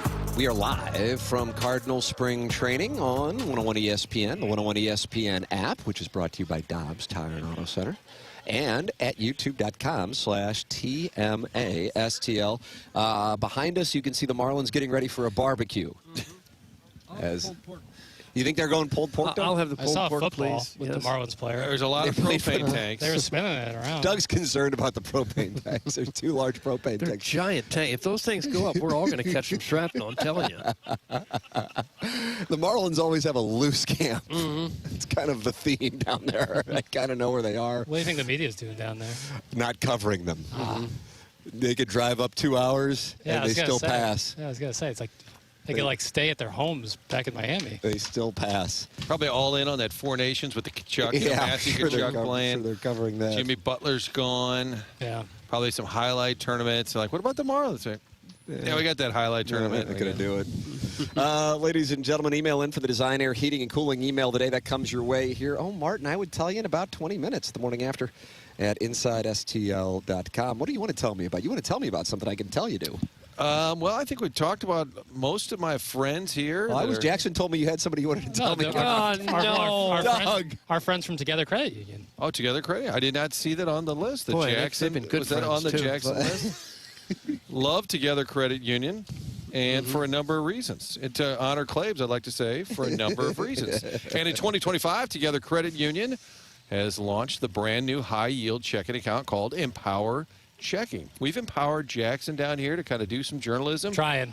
It's all about empowerment. Empower Checking, where you can earn above-market interest on the money that you keep in your day-to-day checking account. Interest paid to you each month. It's a checking account that rewards you for balances, not activity. It's real simple. Go to togethercu.org or stop by any of the 14 local St. Louis branches. Work directly with one of their amazing member advocates. Together Credit Union. Remember, it started in the shadows of the brewery, Eagle Credit Union. Now it's grown. 14 area locations. Together Credit Union, St. Louis based. Get paid to save with Empower Checking. Visit togethercu.org. Empower for full terms and details. Membership eligibility required. Together Credit Union, federally insured by the NCUA. There it is. I have been retweeted from the Jeff Jones tweet about Nolan Arenado showing up here at the ball yard. And they're monitoring the situation in Boston quite closely. Nolan Arenado is reported at Cardinal camp early. Cardinal position players not scheduled to report until February 17th. So they're wondering in Boston what that means. I think they really do want Arenado in Boston. I think they don't think they're getting Bregman, and they feel like they need that right-handed bat. So I feel like that is a place where he is really, really wanted. By the organization? By the fan base. By the fan base. I don't know about their president talked last week about how they really needed to add a right-handed bat. And I think that the fan base is excited about the idea of Arenado and being able to hit in that ballpark and improve the defense and also have the monster 300. What is that? 312 feet down the line there? It's not very far. I'm sure they probably think they have all the leverage on the Cardinals, and they'll wait until they don't have to pay so much and give up very little in return. So the Cardinals' moves this offseason, or intended moves, was to sort of get younger, right? We talked about that with Claibs, and he agreed that the surprise was probably there by the Cardinals when Contreras and Gray wanted to stick around. Yeah. Service time entering 2025 on the Cardinals roster. The top service time is Nolan Arenado, 11.1. Who do you think's next on the? I saw this on my Gray. Sonny Gray. Sonny Gray. That's where I would have gone. He's right there, and then it's a crapshoot. As far I don't think you guys will get it. It's not Michaelis. Is that your guess? No, I guess that'd be my guess. I think that's a nice play, Doug. Yeah. I would. Steven Matz. Steven Matz is third, and he's only been around 9 years, so it's not a terribly. Contreras. Then Contreras, then Michaelis, because Michaelis spent time overseas. Yeah. So, but what I'm saying is, if you look at that, it's not a very veteran group. You just go down after Helsley's in this 5-year range. Nick Anderson, Eric Fetty, 5-year range. So it's not a very veteran, even though they didn't get rid of those older players. Just think if they had done Arenado, Gray, Contreras, you'd have an unbelievably young roster. It would have been very Marlins-esque. There'd be a barbecue down here. Well, then we'd have a barbecue. Yeah, that's exactly right. People think we exaggerate. They really are setting up like a band and like propane. Maybe it's for executives or season ticket holders, in theory. Yeah. If that's a thing. Doug, you were wondering what the point of the Super Bowl performances was. Joe Pampliano has just tweeted. Okay. Kendrick Lamar has gained 1 million Instagram followers since last night's halftime show and just announced that he has added a European leg to his upcoming tour. Oh, God. He's got a movie coming out with Trey Parker and Matt Stone of South Park fame. Yep. Really? It's coming out this summer. Yeah, people know nothing about it. Like, there haven't been any details released out, but they have a release date. Well, big year for Kendrick. So I was saying maybe you could pick up some new followers. Maybe I'm off, but well, Instagram followers is different than like someone's going to go listen to Pimp a Butterfly in its entirety. Jackson won thousands on the Gatorade, Tim. It was yellow. I told you guys that there was value. Yeah, you had inside word. Well, this guy's got inside word. No, there's value, and you get both yellow and green. That's two massive flavors right there that you get in combination. Purple has been like the winner recently. I like the Gatorade bath. Well, let me tell you something. The first edition of the Spread Zone with me, Riz, and Anthony Stalter. Ice cold. Just an absolute dumpster fire. Oh, no. all three of us took the Chiefs. I loved the under.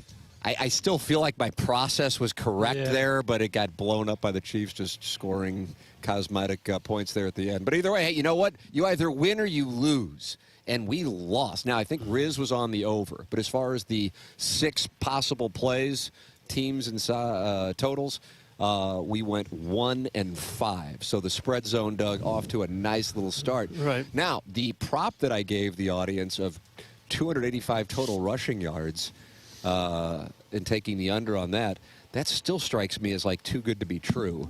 Because even if Barkley would have run for 175 himself, I don't know who on the Chiefs. And again, the quarterbacks factor into it. Hurts wound up with more rushing yards than Barkley. That's crazy. I loved Butker with over 1.5 field goals. That never happened. Just ice cold. Yeah. Just really ice cold. Sets a good tone for the show, though. It does. People know what to expect. Yeah. To fade us. Do you still trust the process? I trust the process on my under. And Joel Embiid. He's got to do some more trusting. that fella. I mean, he goes out there and lumbers around. He said he might have more knee issues. Of course, poor fella. He just. And your guy Anthony Davis made his debut for the Mavs, but had to leave and may now be out for a while. A little abductor strain, yeah. Might be out indefinitely. Who knows? That'll make that trade go over even more. He's not really my guy. I'm kidding. Well, he's in the NBA. I lump everybody in the NBA as your guy. Not the case. I'm not Dylan Brooks' guy. Who is your guy? Tatum. Hometown guy. Okay. That's fair. My guy. And he was cooking the other night. I'll take your Tatum text. Stephen A. Smith this morning, Doug, you were wondering what his take would be. He says Patrick Mahomes' GOAT conversation is over for now. Oh, there it is. Well, that's probably he's not 27, 28, and he's won 3 Super Bowls? That's right. Okay. That also was written by Mike Sando at The Athletic. The second Patrick Mahomes interception right before halftime of a Super Bowl that was already slipping away left no doubt about what the Chiefs must do to stabilize a dynasty shaken by the Eagles in the Superdome. We'll get to that soon enough, but with Kansas City suffering a 40-22 defeat to spoil its shot at the first Super Bowl three-peat, the Pick 6 column begins with counterintuitive proclamation. This defeat actually draws Mahomes' Chiefs closer to Tom Brady's New England Patriots in the dynasty department. Both quarterbacks lost Super Bowls as favorites to end their 7th seasons as starters. Both squandered historic opportunities that could have set them apart. For Brady, it was the perfect season wrecked by Eli Manning's New York Giants. For Mahomes, it was the elusive three-peat buried under a green sea of Eagles pass rushers. How about that, Doug? I wouldn't say he squandered the opportunity. I would say he was running for his life with each snap. They all play about the same when they're flat on their back. Yeah. He didn't have a prayer to have a big game. He didn't have a chance. But in the power rankings, Doug, the Eagles are number 1. I mean, the Chiefs are number 1. The Eagles are number 4. They just won the Super Bowl, but they're number 4 in the power rankings at ESPN. I liked when they brought Mike Pereira on when it was really late in the game, and they were asking him questions about like a late hit, and he was just like, "Yeah, no, I don't think he hit. I think he hit him in the face. I don't know." He basically was like, "Why are you asking me this?" Well, there's one. They went to him and he wasn't there, and I said, "Even he is checked out." I'm telling, why? I know why they have to go to him, and it's what they do. But he seems so uninterested. And clearly, this is the last kind of weak of his job. But how could Does he do UFL stuff? How could anyone blame Mahomes for what happened when he had almost zero time to throw ever? They didn't blitz one time, the Eagles, so I'm sure receivers were blanketed by two men everybody was looking for, and he had no time. How can you blame that on the quarterback? He took it hard. I saw where he said, I let everyone down. I'm like, I agree with you that I don't know that he could have done. He made some bad decisions. Did not play well, but he obviously was under incredible duress. If they had some run game, they could have mixed things up. But, yeah, he was just dropping back and getting eaten up by Jalen Carter and those guys. That early flag where they overruled the A.J. Brown catch. Yeah, right. Clearly favored the Chiefs. I thought, oh, my God, here we go. This is not that the league is up, but that we'll just hear about it. Here we go. That's going to be the narrative. Well, and they made up for it and then some with a couple of calls later. Dallas Goedert one. Yeah, that was garbage. That was bad. And that was on, that was 3rd and 5. And they had another one where the Eagles were 3rd and 25, and they got a late hit penalty from Nick Bolton that pushed them to a first down. Just too many flags in general. Just cuts into They had to make up for it when they had the 4th down, A.J. Brown, and they absolutely did. And that was huge because the Eagles would score on that drive. And by the way, Jackson and I were talking about this. I was observing this with my wife while we were watching the game at the Brass Ring last night, and then before coming over to visit with you gentlemen at your mansion, hot tub city, that had the Dotson touchdown held up, had you bet $100 on that, Jackson, it was paying 85 to 1. Oh, my God. I mean, that's got to be one of the last ones on the board. That was the early touchdown where it looked like he scored. They overruled, says knee was down. Yeah, which is no fun for anyone. It looked like a touchdown. It felt like a touchdown. Take another look. I guess guys who bet Jalen Hurts to score the first touchdown are going And nuts. a lot of people did, as you can imagine. How many people are dancing around? Dotson, yes.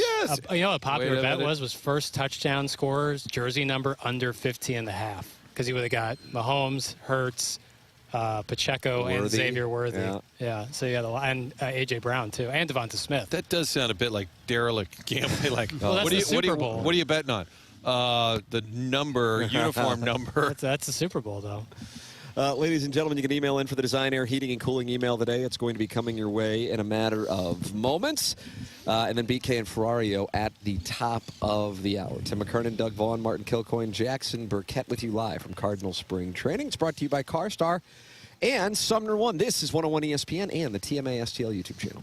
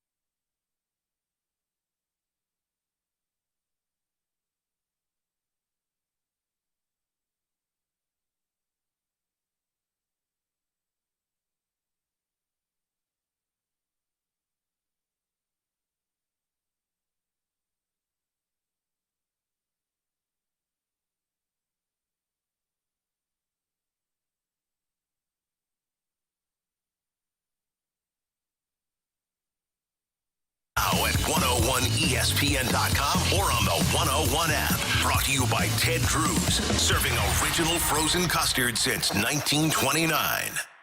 101 ESPN Sports Center.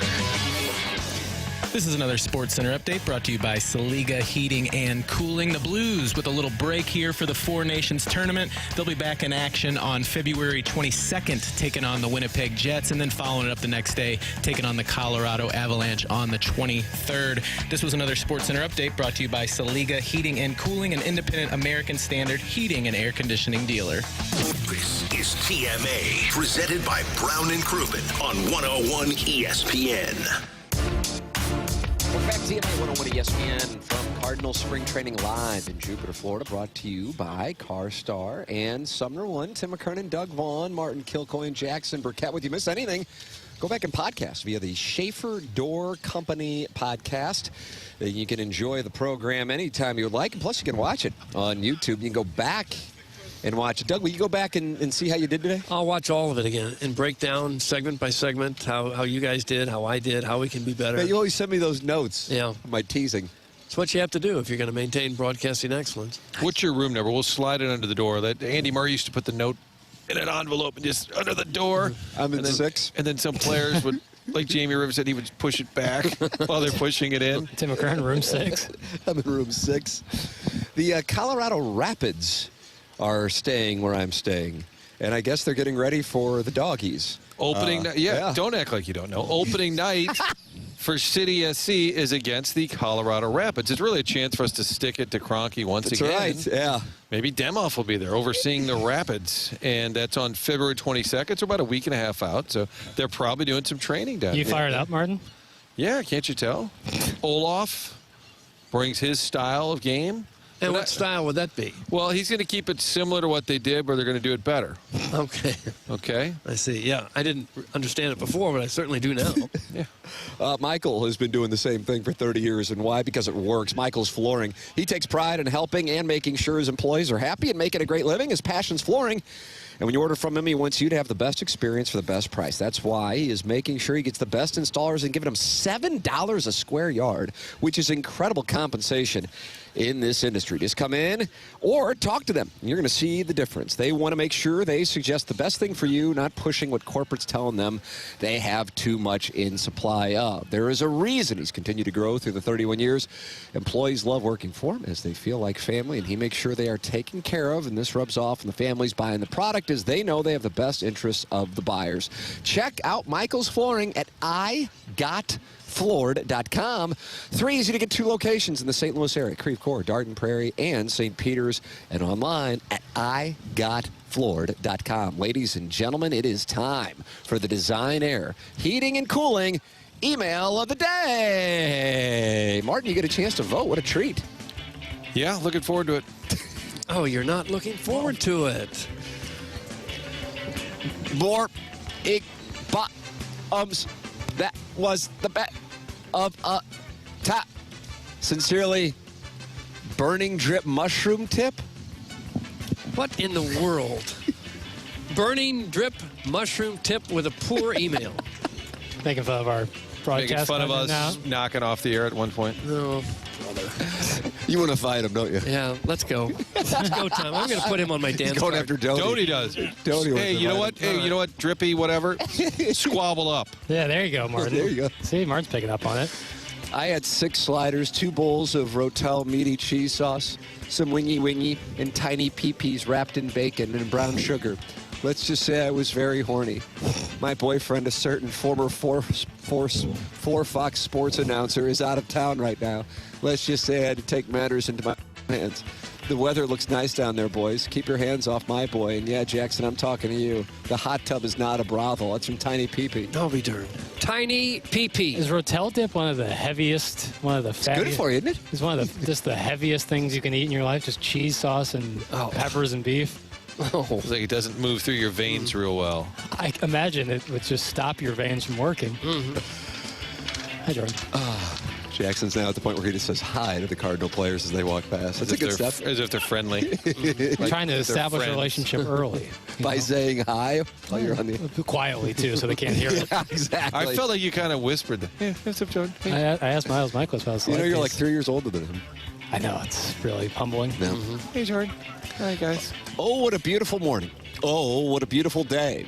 I got a beautiful feeling. St. Louis Chiefs fans are crying today. Suck it, East Kansas City. Respectfully horny. That's from the Hunchback of Vaughn Castle. Hunchback of Vaughn Castle. What a treat to see you boys in short pants down in sunny Florida this morning. I was scraping frost off my windshield in 20-degree weather at 7 a.m. while you guys were telling stories with your microphones muted. I must say it was a curious decision to use a 1993 AOL dial-up modem to stream the YouTube feed. I really like how I was able to listen for 10 seconds in a row before the stream froze up like Mitch McConnell at a press conference. Maybe by Friday you'll get those pesky audio issues ironed out. It's probably no coincidence that the full squad workouts don't start until next Monday. Cardinal Brass probably doesn't want you guys present at the same time as the actual players. My favorite part of today's show was the maintenance worker fixing the air conditioning unit on the roof who kept looking down at you guys with visible disdain. Even from 200 feet away, he can tell you guys are talentless freeloaders taking advantage of a free trip to Florida. He actually reminded of those guys who used to show up with the world's loudest leaf blowers and lawnmowers at Tim's rental home in the old days. That's true. The more things change, the more they stay the same. Death, taxes, and TMA audio issues at spring training. Classic go to bat. That's from the JV golf coach. JV golf coach. I didn't like him going after Doty, but Doty was laughing harder than anyone, so I think it's okay. Happy Monday, gents. Hope you're enjoying the weather down yonder. Speaking of down yonder, can we get an additional camera set up under the table? All you cute boys in shorts has us clamoring for more. See, Doty's going to do it. Can't tell if my favorite part of the show is Jackson nervously looking around to try and get some guests. That's right. Watching the dais roast in the sun with an open tent directly behind him all show. Or Ollie coming over and just immediately walking out on you guys. Yeah. I heard he had to do some onboarding, so it checked out. Watching Jackson this week will be like watching a young star in a breakout season. But KG is the real hero doing the Lord's work back home, dealing with all the weirds in the chat. Can't wait for Friday when Martin will show us his new tan lines. Enjoy that weather, boys. That's from the YouTube chat. The YouTube chat. And finally, Sadie Hawkins, Doug, the Missouri Chiefs, who might be more popular in St. Louis than our sinking ship baseball franchise that you guys are down there covering, got blown off the field. I'm not going to allow that. Hold on, where's my Cardinal hat? By the Eagles in a proper late 80s, early 90s style NFC ass whooping that no amount of sus officiating could overcome. St. Louis and John Hamm looked like a carpetbagging ass as he introduced the Chiefs and was rightfully called out by his friends on the Bill Simmons podcast. Oh, I didn't know that. I was listening to that this morning. No. I haven't gotten that far, I guess. Steve Spagnuolo looked like the same in-over-his-head doofus that we all remember as he watched his team fall behind 5 touchdowns on a 46-yard bomb. The Super Bowl halftime show for once trolled a celebrity who allegedly preys on minors instead of celebrating them, as K-Dot had the Superdome crowd chanting the lyrics to Not Like Us with Serena Williams crip walking all over Spag's 4 pillars. But I think the lead is that a beat writer who is too woke for Twitter is reporting that Nolan Arenado is already at spring training. Jeff Jones taking travel out of nowhere. It's the blue sky move. People don't like. God bless you guys for trying to build up Libby Jack's confidence before he tries to approach Cardinals for interviews like he's Mikey at Swingers. Double down Trent. But you know Arenado will be the one who asks, what do you drive? And Libby Jack is going to cower and reply, a Mini Cooper. It's right. I drive a Mini Cooper. And that'll be the end of that. Oh, and there's an image of the whole thing, too. Oh, is there? Yeah. It'd be really odd if he asked me what car I drive. Okay, got to go now. I need to tell no talent dope Dan Orlowski to piss up a rope. That's from true. Buck Swope. And that's what we have for the Design Air Heating and Cooling email of the day. Show me what you got, little mama. Gosh. Show me what you got, little lady. I feel it's between Buck Swope and the JV golf coach. And today I'm going to go for the JV golf coach. Same. JV Golf Coach has just shipped the Design Air Heating and Cooling email of the day. What a nice win for the JV Golf Coach. It's always nice to try to, and when you're Tiger, you want to go up against Phil, and that's when those two goes heads up. It's fun to watch, isn't it, Doug? Great times. Very similar. Very similar to Tiger and Phil. Time for us to shut it down. BK and Ferrario are coming up next. Thank you to Doty for all of the work. I guess we're going to be in a tent tomorrow. That's the plan. Is that right? In a tent proper? Like a circus tent. I'm headed to Walmart. You get a tent, which will help with the iPad overheating. Boy, I'm telling you. Doug been coming down here since '98. I think this is the hottest it's ever been on February 10th. Wait till we're all inside a tent. Yeah. See how hot that gets. Hot men in tents. An open tent. Yeah. Well, so we're not going camping. Well, if you don't like it, Doug, you can sit outside the tent. Well, you're talking about a canopy, though, not a tent. Yeah. Okay. All right. A converted tent. Yeah, that's right. BK and Ferrario are coming up next. Thank you to Chairman Kurt back there for holding down the fort. Mike Ryder, executive producer, came in early as well. Very grateful for the help back there, and for everybody at Hubbard Radio for having us down here. For I've determined it's the 16th year TMA has been at spring training. Right? And the first time since we did it in 2005, Martin. And I don't know if that was the year that George Kissel. I believe it's about the 20-year anniversary of me being shushed by Chris Carpenter. Yeah. Was it Carpenter that shushed? It was right over there where those shrubs are over there against the wall. Proud moment. See the plaque for George Kissel? It was unveiled. Yes. There wasn't really a formal announcement to any of us that there'd be a formal announcement. Chris Carpenter made the informal notification by coming over. So you were just doing the show and he told you to show? Well, he was kind of giving takes. And Tim and Jim let me twist in the wind. They saw it coming and That's didn't never been the brand of this program. And they didn't tell me. And I think I might have had a tap on the shoulder before the Cy Young winner, 6'6", and how'd that feel? Right there against the wall. How'd that feel? We'll be right back. Okay, Cardinals going to have a ceremony now. Can we carry it live? No. Break. BK and Ferrario up next. For Chairman Kurt back there. For Mike Ryder back there as well. Thank you to those boys. For Doty here. For Jackson Burkett. For Martin Kilcoyne. For my brother Kevin. For Douglas Elvin Vaughn. I'm Tim McKernan. This has been The Morning After. It's always presented to you by Brown & Crouppen. This week presented to you by CarStar. And Sumner won our Cardinal Spring Training live from Jupiter, Florida on 101 ESPN and the TMA STL YouTube channel. College basketball is on ESPN tomorrow night. Creighton and UConn. Pregame at 7:45. Tip-off at 8. The NCAA plays on 101 ESPN. You might have heard Doug Voss and Safe Money Radio. His shows have been on several radio stations for many years. Now he can be heard every Sunday from 10 to 11 a.m. on 101 ESPN. He is super excited to get to the ESPN audience as he is a huge St. Louis sports